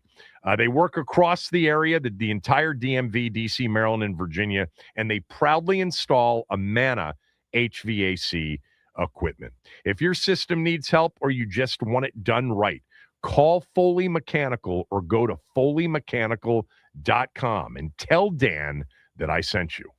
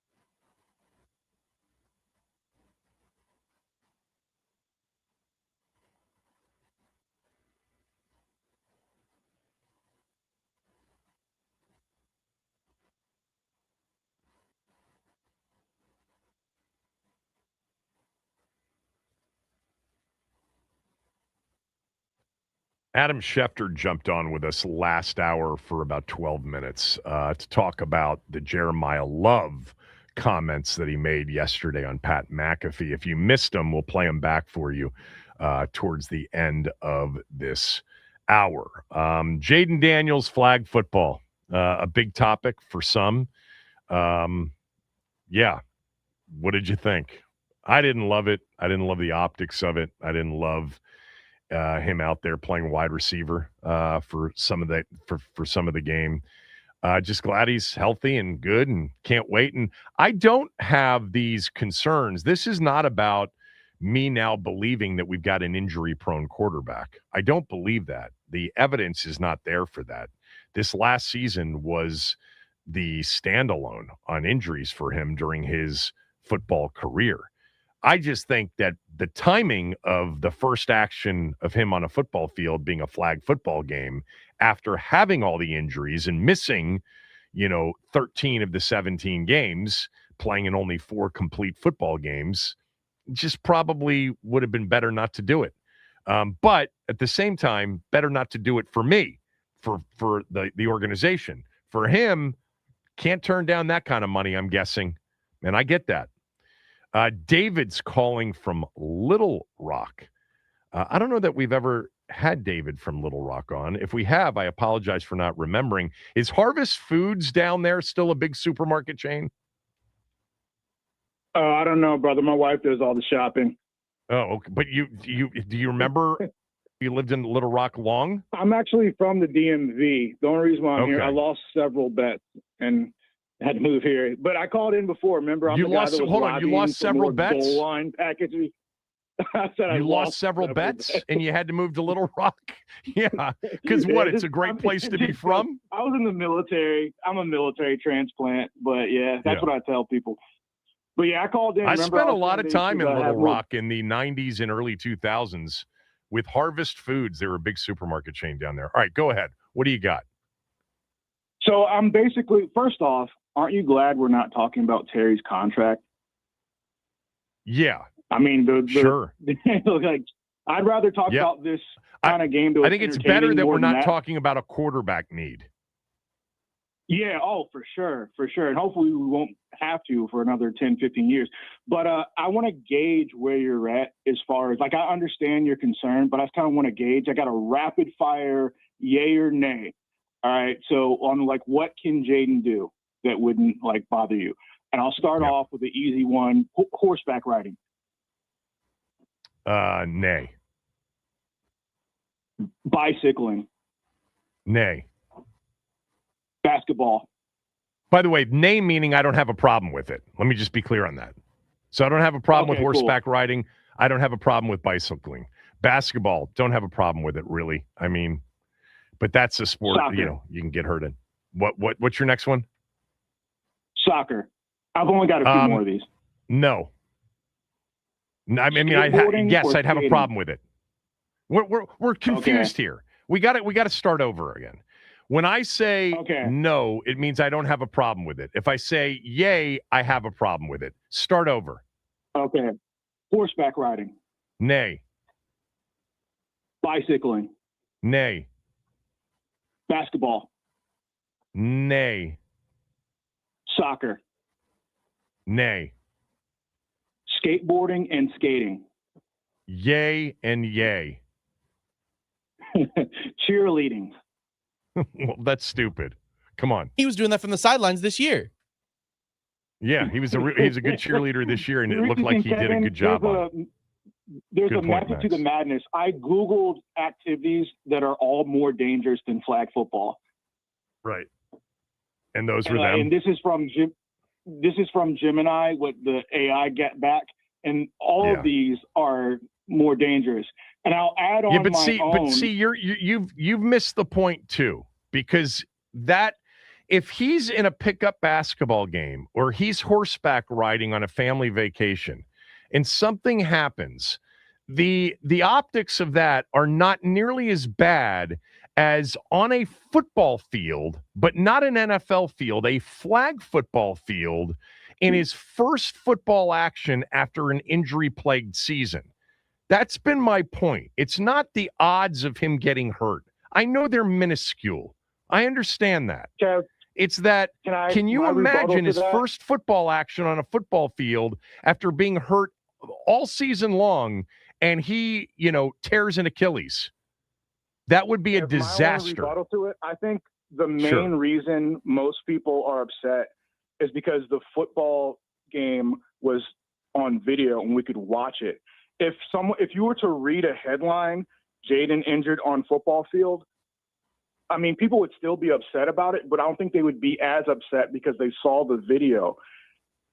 Like, if they didn't see it and if it wasn't right in their face, like being able to watch something adds a different layer to it. I think it would have been I think the response would have been much more severe had he rolled an ankle or torn an Achilles or done something serious in that environment. I think if there was a headline, Jaden, fell off a horse and, injured his back, I think that's different. I mean, that's the way I would perceive it. Playing football on a football field in a stupid flag football game and getting seriously injured after he was injured all football season long, I think would draw much more ire, a much more severe response. Dude, PETA would be on fire right now. They'd be getting all types of harassment. You shouldn't, guys, your animal hurt my quarterback. But hey, Kev, enjoy the show. And I did call in earlier this season. I was lobbying for goal line packages, remember? Okay, got it. Thanks, David. Appreciate it. Let's go to Mike in Virginia. Mike, go ahead. Hey, what's up, Kevin? Thanks for taking my call. What's up, Mike? How you doing? Go ahead. You're on. Hey, I just wanted to say, I get both sides of it. I think had he not had all those injuries this past season, I don't think people would have that much of an issue with it. I wouldn't have. But yeah, right. I think that's the thing, right? Like, we can get hurt. Like, I played competitive flag football for 9 years. I broke my hand. I dislocated a thumb. My buddy ruptured his Achilles. Like, anytime you're moving you're making an even better case for how silly it was for him to play. That's my point, right? Like, yeah. But I think had he not had the injuries, like, he wouldn't have an. I think the man, like, I'm kind of torn because I think they should be able to, like, kind of live their life and enjoy some things, but at the same time, like, if the team doesn't want them to do it, then the team needs to step up and say, hey, we really don't like this. It wasn't a good look. I'm okay with it either way, honestly. But the injury thing, that most definitely can happen in flag football. Especially sure it can. Now, it's more likely for dudes in their 30s and 40s and 50s out there playing flag football. Right. I mean, up until a few years ago, I was still playing pickup basketball 2-3 days a week. And, when dudes are in their 30s, 40s, and 50s, there's a blown – you hear it. You hear the Achilles pop. And that would happen once every couple of weeks. But that's less likely, obviously, with a 25-year-old. Right. But anyway, thanks for the call. Flag I'll be 50 this year. I still play, but it's not competitive like those guys are. So thanks for the call. I was okay with it either Good way. call. Yeah, no Appreciate problem. it. Mark in Largo wants to weigh in. What's up? What's up, Kevin? How you doing? Good, Mark. Hey, How are you? Good, Mark. I do think. Very well. I do think this was not about the team. This is about the league. Because Jaden, I think, is going to be the face of the league. That's why you see him lately around Tom Brady, Joe Burrow, and if you noticed, Roger Goodell was at the game as well too. They're trying to get they want to position him to be the face of the league. Even though Caleb Williams is trying to take it, it's not going to happen this year. It's going to be Jaden, and I think they're going to prove that because I think Jaden's going to take the team to the Super Bowl and win it this year. Contrary to what you focus, Mark, on the question at hand. Now, that aside, let me finish. Okay, Kevin, you really need to get over RG3. Okay, and what I mean by that is this: everybody in this area's biggest problem is Robert Griffin III getting hurt in that playoff game. Robert Griffin III getting hurt in the Baltimore Raven game. Robert Griffin III saying he's all in on week one. Y'all still haven't gotten over that. And the media in this town still has not gotten over that. And y'all think that is the real reason why when you see an athletic player like Jaden, he can't do this because we don't want the same thing to happen to him that happened to Robert. First of all, Robert came in the league having an ACL or MCL surgery. Twice. Okay, 2 of those. At Baylor. Right. Now, that being said, the only freak accident that Jaden had last year was the elbow injury, which was not his. Well, it was his fault, but it was also the team's fault too. Okay. We argued that. Can I just stop you? And I'm going to let you finish and answer the question for you rather than answering the question for the entire DC media. Specific to your thought there, I disagree from my standpoint. I'm not thinking about RG3 at all when I'm thinking about Jaden.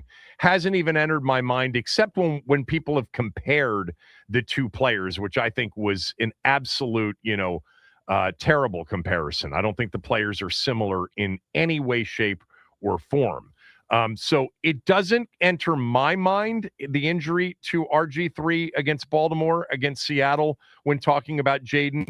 I'm not saying it doesn't enter other people's minds, because I do think you have a point that a lot of people are gun shy. There's a lot of PTSD with everything that happened for a quarter century with this football team. Everybody understands that, but that's not me specific to this. Now, back to the question. Did you have a problem with Jaden Daniels participating in this flag football game? No, I did not.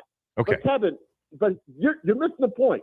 I know you don't compare him. They're totally two different players.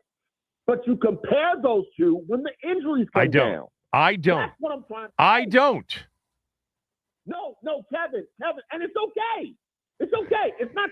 I'm not saying that. But you don't have to say it's okay, because I don't do that. I'm not saying you're comparing them. I'm saying you're doing it when the injuries. No, you have the flash. This had nothing to do with RG3 the way I thought. Nothing at all. It had to do with the fact that he was an injured player for 13 of the 17 games in 2025. And I would have preferred the first time I saw him on the field to be on an NFL field with NFL players. I just think the optics of it were a little bit, off. That's all. You cut me off. No, I didn't cut you off. I just you're just wrong. No, but Kevin. You can move on. We both know he wanted to play. He wanted to end the season. He wanted to finish playing. Mm-hmm. We both know he wanted to play in the Minnesota game. He wanted to go back in the Minnesota game. He wanted to play for the rest of the season. He was told not to play. So what do you think the team felt about watching him play for the first time since they bubble wrapped him for the Final Four, playing wide receiver on a flag football field? Well, okay. Well, let me say this. Who's to say that Blau may not have him do that? And think about this, Kevin. Uh-oh. Here we go. He's going to line up as a wide receiver? You have him on an option. You have Luke McCaffrey throwing the ball, and he runs. Well, I'm glad they should have held that in. They should have held it as a secret, because we've already seen it, minus the Luke McCaffrey point. You know what's funny? If you see that in a game, you're going to say, you know what? I got to look. I mean, remember, didn't we throw RG3 a pass in the Pittsburgh game, and he got just absolutely, he got shredded. Massive hit, and Shanahan, Kyle said, yeah, that'll be enough of that. Do I think it's look, they remember against Tampa in the very first game of his career, they lined up for a double pass. He threw a backwards pass to Luke McCaffrey, and he was supposed to throw it back to Jaden, and he was open, and he didn't throw it. I don't know why he didn't. So yeah, I wouldn't be shocked to see a trick play like that from Ben Johnson. I don't think it's because it occurred to him watching Jaden in the flag football game. All right, Mark, you've entertained us for long enough. Thank you. Charlie, Lap, Ian, stay on hold. We'll do this for another few minutes when we come back. Kevin Sheehan Show, the Team 980 and the team980.com.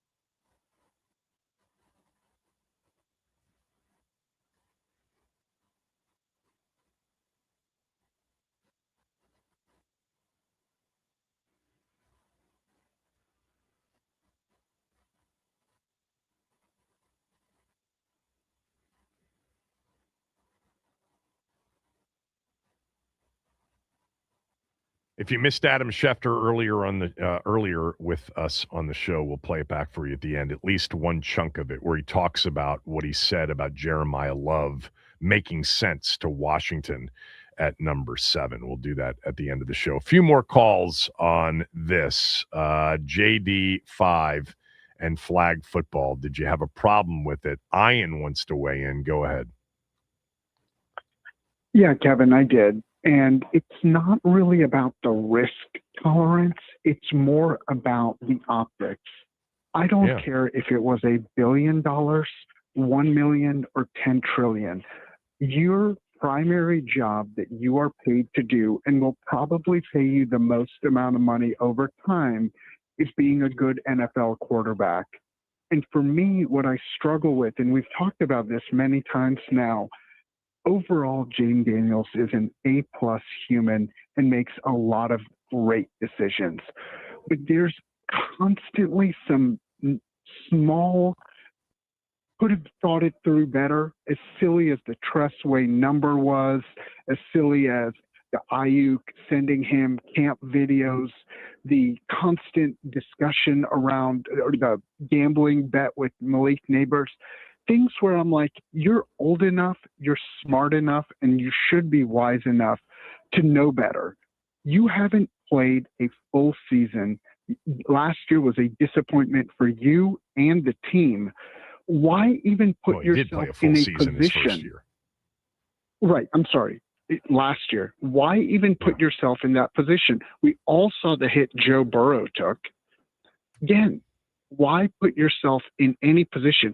And frankly, just being silly, why would you even want to be on a field with somebody like Logan Paul, who's so reckless and foolish? Like, I just would want nothing to do with that event in any shape or form. And it's not that he needs to be in bubble wrap. He needs to be cognizant of what it is. And, you know, you talked about the joke on your podcast that Brady said. If I'm Jaden Daniels, I really take a step back and say, what is my perception in this league? Everybody looks at me as exceptionally talented, but there's some things about him that I frankly wish were better. I wish he wasn't so tied to his mother. I wish he wasn't so kind of that. What you just said sounds so ridiculous. You need to rephrase that. Okay, so tied to his mother. It's his mother. Ian, what are you talking about? I know what you're talking about, but when you say it that way, that's not great communication. You wish that his mother weren't as involved in his professional life publicly as she is. That's different from what you just said, which could be construed as that's the dumbest thing I've ever heard. Actually, let's say I take your statement, and you're right. I don't want his mother as his primary agent and constant handler. But it looks odd when he was at a basketball game with Juju Watkins sitting with her talking, and then 2 minutes later, the camera pans to him, and his mother is sitting between them as if she's the chaperone on a date. Those are the types of things. I get that, but you said I can't stand that he's tied to his mother. His mother. Look, you are the ultimate nitpicker, okay? And I'm not saying that that's a bad thing or a good thing. I think it's probably errs on the side of being a bit much. And I'm also going to tell you that occasionally you've been right about some of these things. The Ayuk camp video, just remember, he sent that to Brandon Ayuk in confidence to help him. He was looking for some guidance from a player who had played in the league for a few years. Well, that's what happened. What do you mean, come on? That's what happened. And then Ayuk went public with it. Jaden didn't go public with it. Right. That shows me that you're on an NFL team with multiple coaches and players, and your plan is to get advice from somebody. You don't know the context. It could have been simply that they were talking about something, and he said, "Yeah, I'm just struggling." And he said, "Just send me the video. I'll help you out." And then it went public. The Malik Neighbors thing was all in good fun. I didn't have a problem with that. The Tressway jersey number, whatever. That's a matter of opinion. But back to your main point. And I'll read this tweet from Scam Likely. Trust me, whatever off-season training he did this morning had the same likelihood of causing injury. See, that's where you're missing the point, Scam Likely, is that if he were injured training for his actual job, that's okay. We don't want it to happen, but it's the context of him doing something that doesn't advance his actual football playing career, his primary job, especially with the backdrop being injured all season long, that I don't think was great optics. And it sounds like from the very beginning of the call, Ian, you agree with me on that. Say that last part again.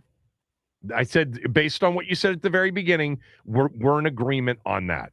That if he got injured working out at the facility, that's different than if he had, ripped a hamstring up in this flag football game. That's kind of the point, is that yes, it just... And I agree with you that if he had done it after his rookie year, the perception and reception of it would be far different. And all these fans that are coming at you being like, you're soft this, they're saying that because people want to like the franchise quarterback, right? It's Jaden Daniels is very likable. So their desire to criticize him is very low. And look, I'm a fan of Jaden Daniels. I think he has Hall of Fame potential. I've compared him to Federer. I love the guy, but there are parts of him that I want to be better. If I was advising him, okay. I'm going to move on, and not because you're being repetitive, because you've shared this with us many times. There are certain things, and you just described some of them, that just kind of they rub you a little bit the wrong way, even though the mass majority of everything about him is. Those things don't bother me as much, but I'll also concede I'm predisposed to loving the player and thinking very highly of not only him as a player, but from everything I've heard from everybody that I've talked to, him the teammate, him the culture guy, him the worker, etc. So a little bit of a Tressway jersey thing or a Malik Neighbors bet thing, it's just not. I chalk it up to, young. Charlie and Olney, go ahead. Thanks for holding. Hey, Kev. How you doing, man? Good, Charlie. Kevin, you are to the point. You are the best. Thank you. I love what you just said. But anyway, what I want to say is this was a meaningless game. Meaningless event. No, he did not need to play. I can care less what the other players are doing. Who cares? Okay. Did we feel the same way when we had him in the Seattle game and we were getting blown out and we kept him in the game? How much heat did we take off of that? Yeah. I mean, that was a bad decision to leave him in that game. And I heard from a lot of people that said, oh, he should have been playing. No. If he's going to play in a game in which you have zero chance of winning, then you have him hand the ball off for the last drive. You don't have him running, RPOs at the goal line on a condensed field. 100% right.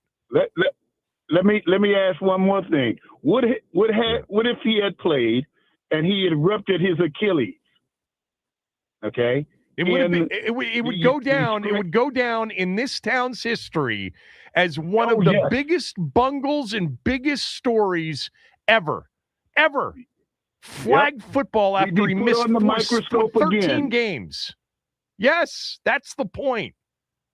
If it's not that it was likely, it was a long shot that anything would have happened to him. But if it did, it would have been viewed, and the calls I could have taken for a year on how stupid he and everybody around him and the team was and his agent was and everybody else. Yes. This team will continue to be the biggest bungling team in the whole entire history. It would have been, add it to the list. It would have been, Charlie. Can I say one more thing? One more thing? Yeah. I want to talk about, and I know this is, so everybody talks about what happened to us last year. We had injuries, yes. But the key thing here is that Kingsbury's offense, it was so successful in 2024. Defenses figured him out year 2. literally. Oh, come on, man. And I think that's why we made a change. Charlie, we just spent 6 minutes talking about Jaden Daniels. The reason Cliff Kingsbury's offense got figured out is because Jaden Daniels didn't play enough. I mean, how could this is going to be the part that eats at me more than anything else. Thanks for the call, Charlie. More than anything else in this offseason, the thing that has really just, I don't get it at all. When people, I hear it on national programs, Jaden regressed this year. The offense wasn't good. The team, fell back to the mean or fell back to reality. Well, yeah, the offense wasn't as good because their starting quarterback only played in 4 complete football games. Duh. I mean, hello. Why have people continued to omit that rather important piece of information? Not to mention that in addition to him only playing in 4 complete football games, they didn't have wide receiver 1 for the majority of games, running back 1 for the majority of the games, wide receiver 2 for the majority of the games, and their best guard didn't start playing until 6 weeks into the season. And by the way, that offense that apparently, regressed so much was still in the middle of the pack across the board on almost every traditional and non-traditional or advanced stat metric, which says something more about Cliff Kingsbury, which was my point, is given what he had to work with, it wasn't bad, the job he did. But we got to get out of this. They took a step back. They regressed to the mean. No mathematician or probability or stats person would they laugh when they hear that when it comes to independent events and sports in particular. But for those that think that the season was oh my God, Jaden took a major step back. Well, yeah, it was a redshirt year. He barely played. How can you evaluate anything this year? Legitimately evaluate. I asked Dan Quinn that a month ago on the show, and he's like, it's tough. But what we can evaluate is not necessarily what happened on the field because of the lack of all of our best players playing, but why did we get ourselves into a position where we had all of those injuries? Now, that to me makes sense. Was it their training? Was it their diet and nutrition? Was it the way they practiced? Those are the things they're going to focus on more than, doing the sports fan or sports pundit thing of, oh man, Jaden Daniels, certainly not the same as he was as a rookie. Well, they know what hopefully most of you know is he wasn't what he was as a rookie because he barely played football this year because he was hurt. Lap, finish it up for us. Go ahead. Hey, what's up, Kev? What's up, Lap? Hey, bro. I think I'm not getting on Jaden, that much like everybody else is. He was playing football.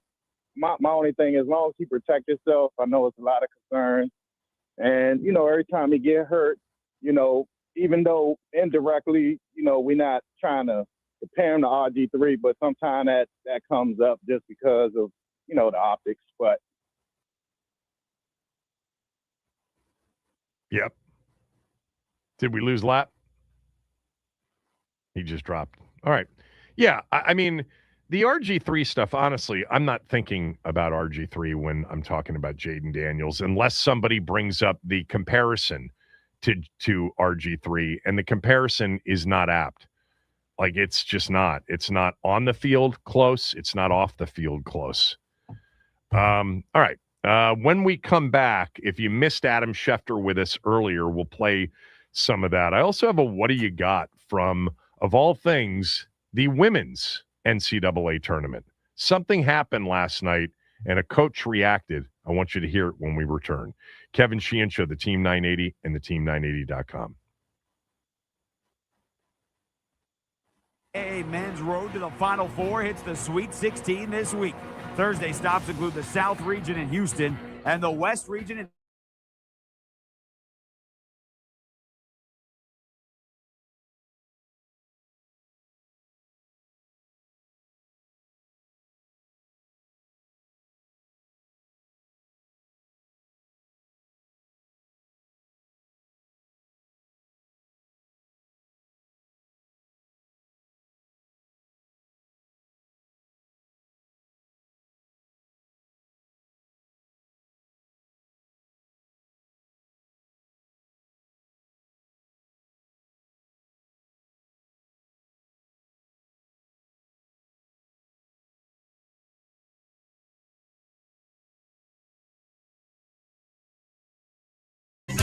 Auto Parts.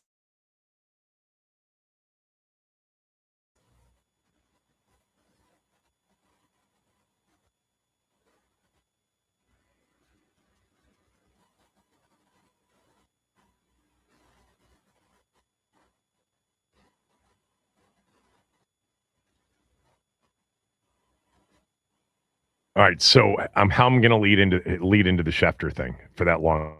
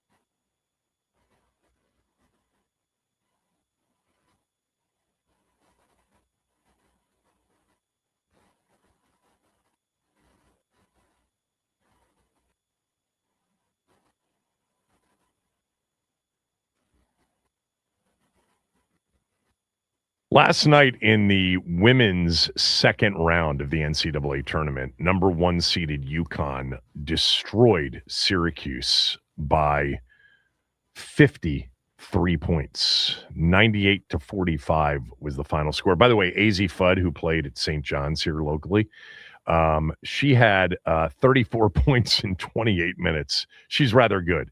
The Syracuse head coach is Felicia Leggett-Jack. Leggett-Jack is the last name. And she was pretty upset after the game because Syracuse has played UConn in the second round a couple of times and not fared well. And when she was at the University of Buffalo before coming to Syracuse, she also got matched against UConn in the tournament and did not fare well. This was the Syracuse coach after the game last night. And for us to be coming from a 12 and 16, 18, whatever season last year, okay, let's judge me on this season. For us to do what we've done, to continuously have to come to UConn, and every single school that I go to, from Buffalo to is unfair to the young people. I don't know what it is. Somebody said, is there something that they might have against me? If that's the case, then we need to communicate about that. But for us to be what we've done in our body of work, to have to come and play that best team in the country. I mean, Gino has this thing going, and he is, I love what he's done, but I thought deserved a little more respect after being in his business for 37 years, and to have to come and be in this particular bracket every freaking year is unacceptable. It's wrong. It's somebody, and if you're on the committee and you've been around for more than a year or 2 or 5 to 10 or 15 years, you understand what that looks like. I've been on those committees to see how it's done, how you can put people on different lines, put us on a 10 line, whatever. But for us to continue to come to Connecticut year after year after year is, to me, it's a personal attack. Because I just think that we are way better than what we performed today. But I think what you're going to notice, that everybody that come through, Gino, and UConn is going to get the raft of what they can bring. I just know this team right here had a strong chance of getting beyond this particular level. And I am hoping that I'm not disrespecting anyone. I'm hoping that I'm not bringing shame to Syracuse by crying spilled milk. But after a while, I've never said anything in this kind of light before. A lot of people are talking about rev share. I just want the young people that's in my locker room to have a fighting chance. And I am grateful to be in the NCAA tournament from where we've come from. But I think that we've earned the right to go anywhere outside of a 4-hour radius. That was so interesting. So the let me just give you the backdrop again. All right. She, in her 2 years at Syracuse, her teams have been ousted in the second round by UConn in both years. But the actual Syracuse UConn tournament experience goes back to 5 of the last 7 Syracuse appearances in the tournament. They have been beaten by UConn. 3 of those on UConn's home court, like the game last night. Her Buffalo team that she coached also had to play UConn at UConn in the second round of the tournament back in 2019. For her, this is like a bad penny that just keeps turning up over and over again. I get the frustration. And there could be a little bit of a concession here. Now, for those that don't know, the women's tournament, they play the first 2 rounds on the highest seeded team's home court. So for each of the sub-regionals. So UConn hosted in the first 2 rounds, UCLA hosted, North Carolina hosted. They were a 4 seed. So the higher seeded teams get those games in their venue for the first 2 rounds. Maryland's done it with Brenda Freese many times over the years. But in Syracuse, and a lot of geography is part of the equation here, because they don't want the travel expenses to get out of hand, and they want the crowds to be good because it's not the same as the men's tournament. But Syracuse is a 9 seed, got thrown into the UConn sub-regional, Whereas, as an example, Princeton, another East Coast school, was a 9 seed in the UCLA section. So they could have sent them out to Westwood, to LA to play. Another 9 seed was Virginia Tech in the Texas region, East Coast teams. So there were options for the committee to steer Syracuse away from UConn. I don't know how well they would have done against the other 1 seeds as a 9. They won a 9 over an 8. So they got to the second round. I'm assuming they weren't favored to get to the second round. But yeah, that's tough, man, because playing UConn, the women in Stores against Gino in that group, AZ Fudd, not easy. Adam Schefter was on the show with us earlier, and he had gone on Pat McAfee's show yesterday on ESPN and talked about Jeremiyah Love to Washington making sense. One of the things I wanted you to hear back is just him explaining, as a prominent reporter, where people kind of think it's information and factual versus opinion, sometimes informed. This is what he said. Yeah, it's one of the reasons that I really don't love doing extra radio shows. Because everybody just takes what you say and they turn it into what they want to turn it into to get clicks and aggregate things. And so I'm sure I'm going to say something in the next 10 minutes. It's going to wind up, as some sort of mini report or whatever it may be. It comes with the territory. It's part of the job. I don't particularly care for that element of it. I'd love to have a deal with radio stations or anybody. I'm happy to do a show. Please don't post about it, because that's where I think a lot of issues arise. Like yesterday on the Pat McAfee show, I'm like, yeah, we're talking. I go, yeah, Ty Simpson is going to be a 1.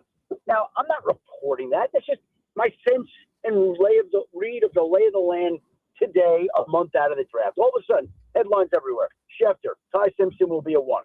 Well, I mean, I guess I did say that, but I guess I'm not allowed to say that, because when I say it, it turns into a report, right? Like, there's no context. Now, again, that's my belief. I've spoken to people. It doesn't mean he will be a 1, but that's what I believe today.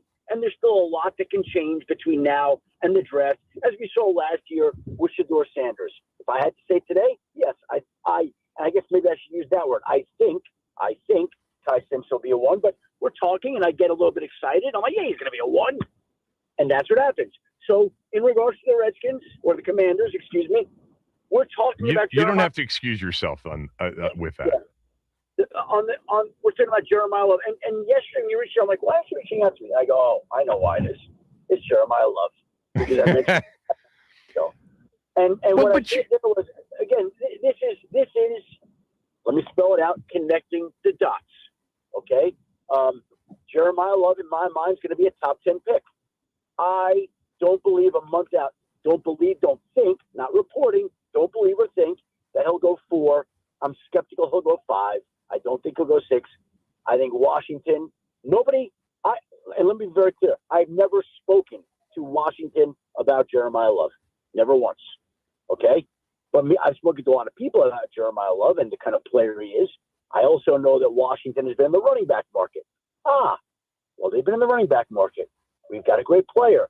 There's a real chance he may get past 4 or 5 and 6. If that real great player gets past 4, wouldn't it make sense to take him at 7? Thus, we land on where we landed on the Pat McAfee show, and I said what I said, which turns into whatever it turned into. I don't even know what's out there. I mean, I shouldn't have to explain the background on every situation, because sometimes there are more informed opinions than others. Now, they're never just thrown out there. Never. Okay?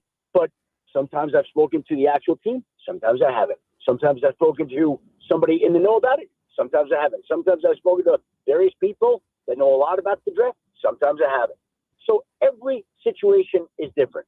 In this particular case, I'm connecting dots. And by the way, my job over doing this for the last 36 years has been to connect dots in many cases.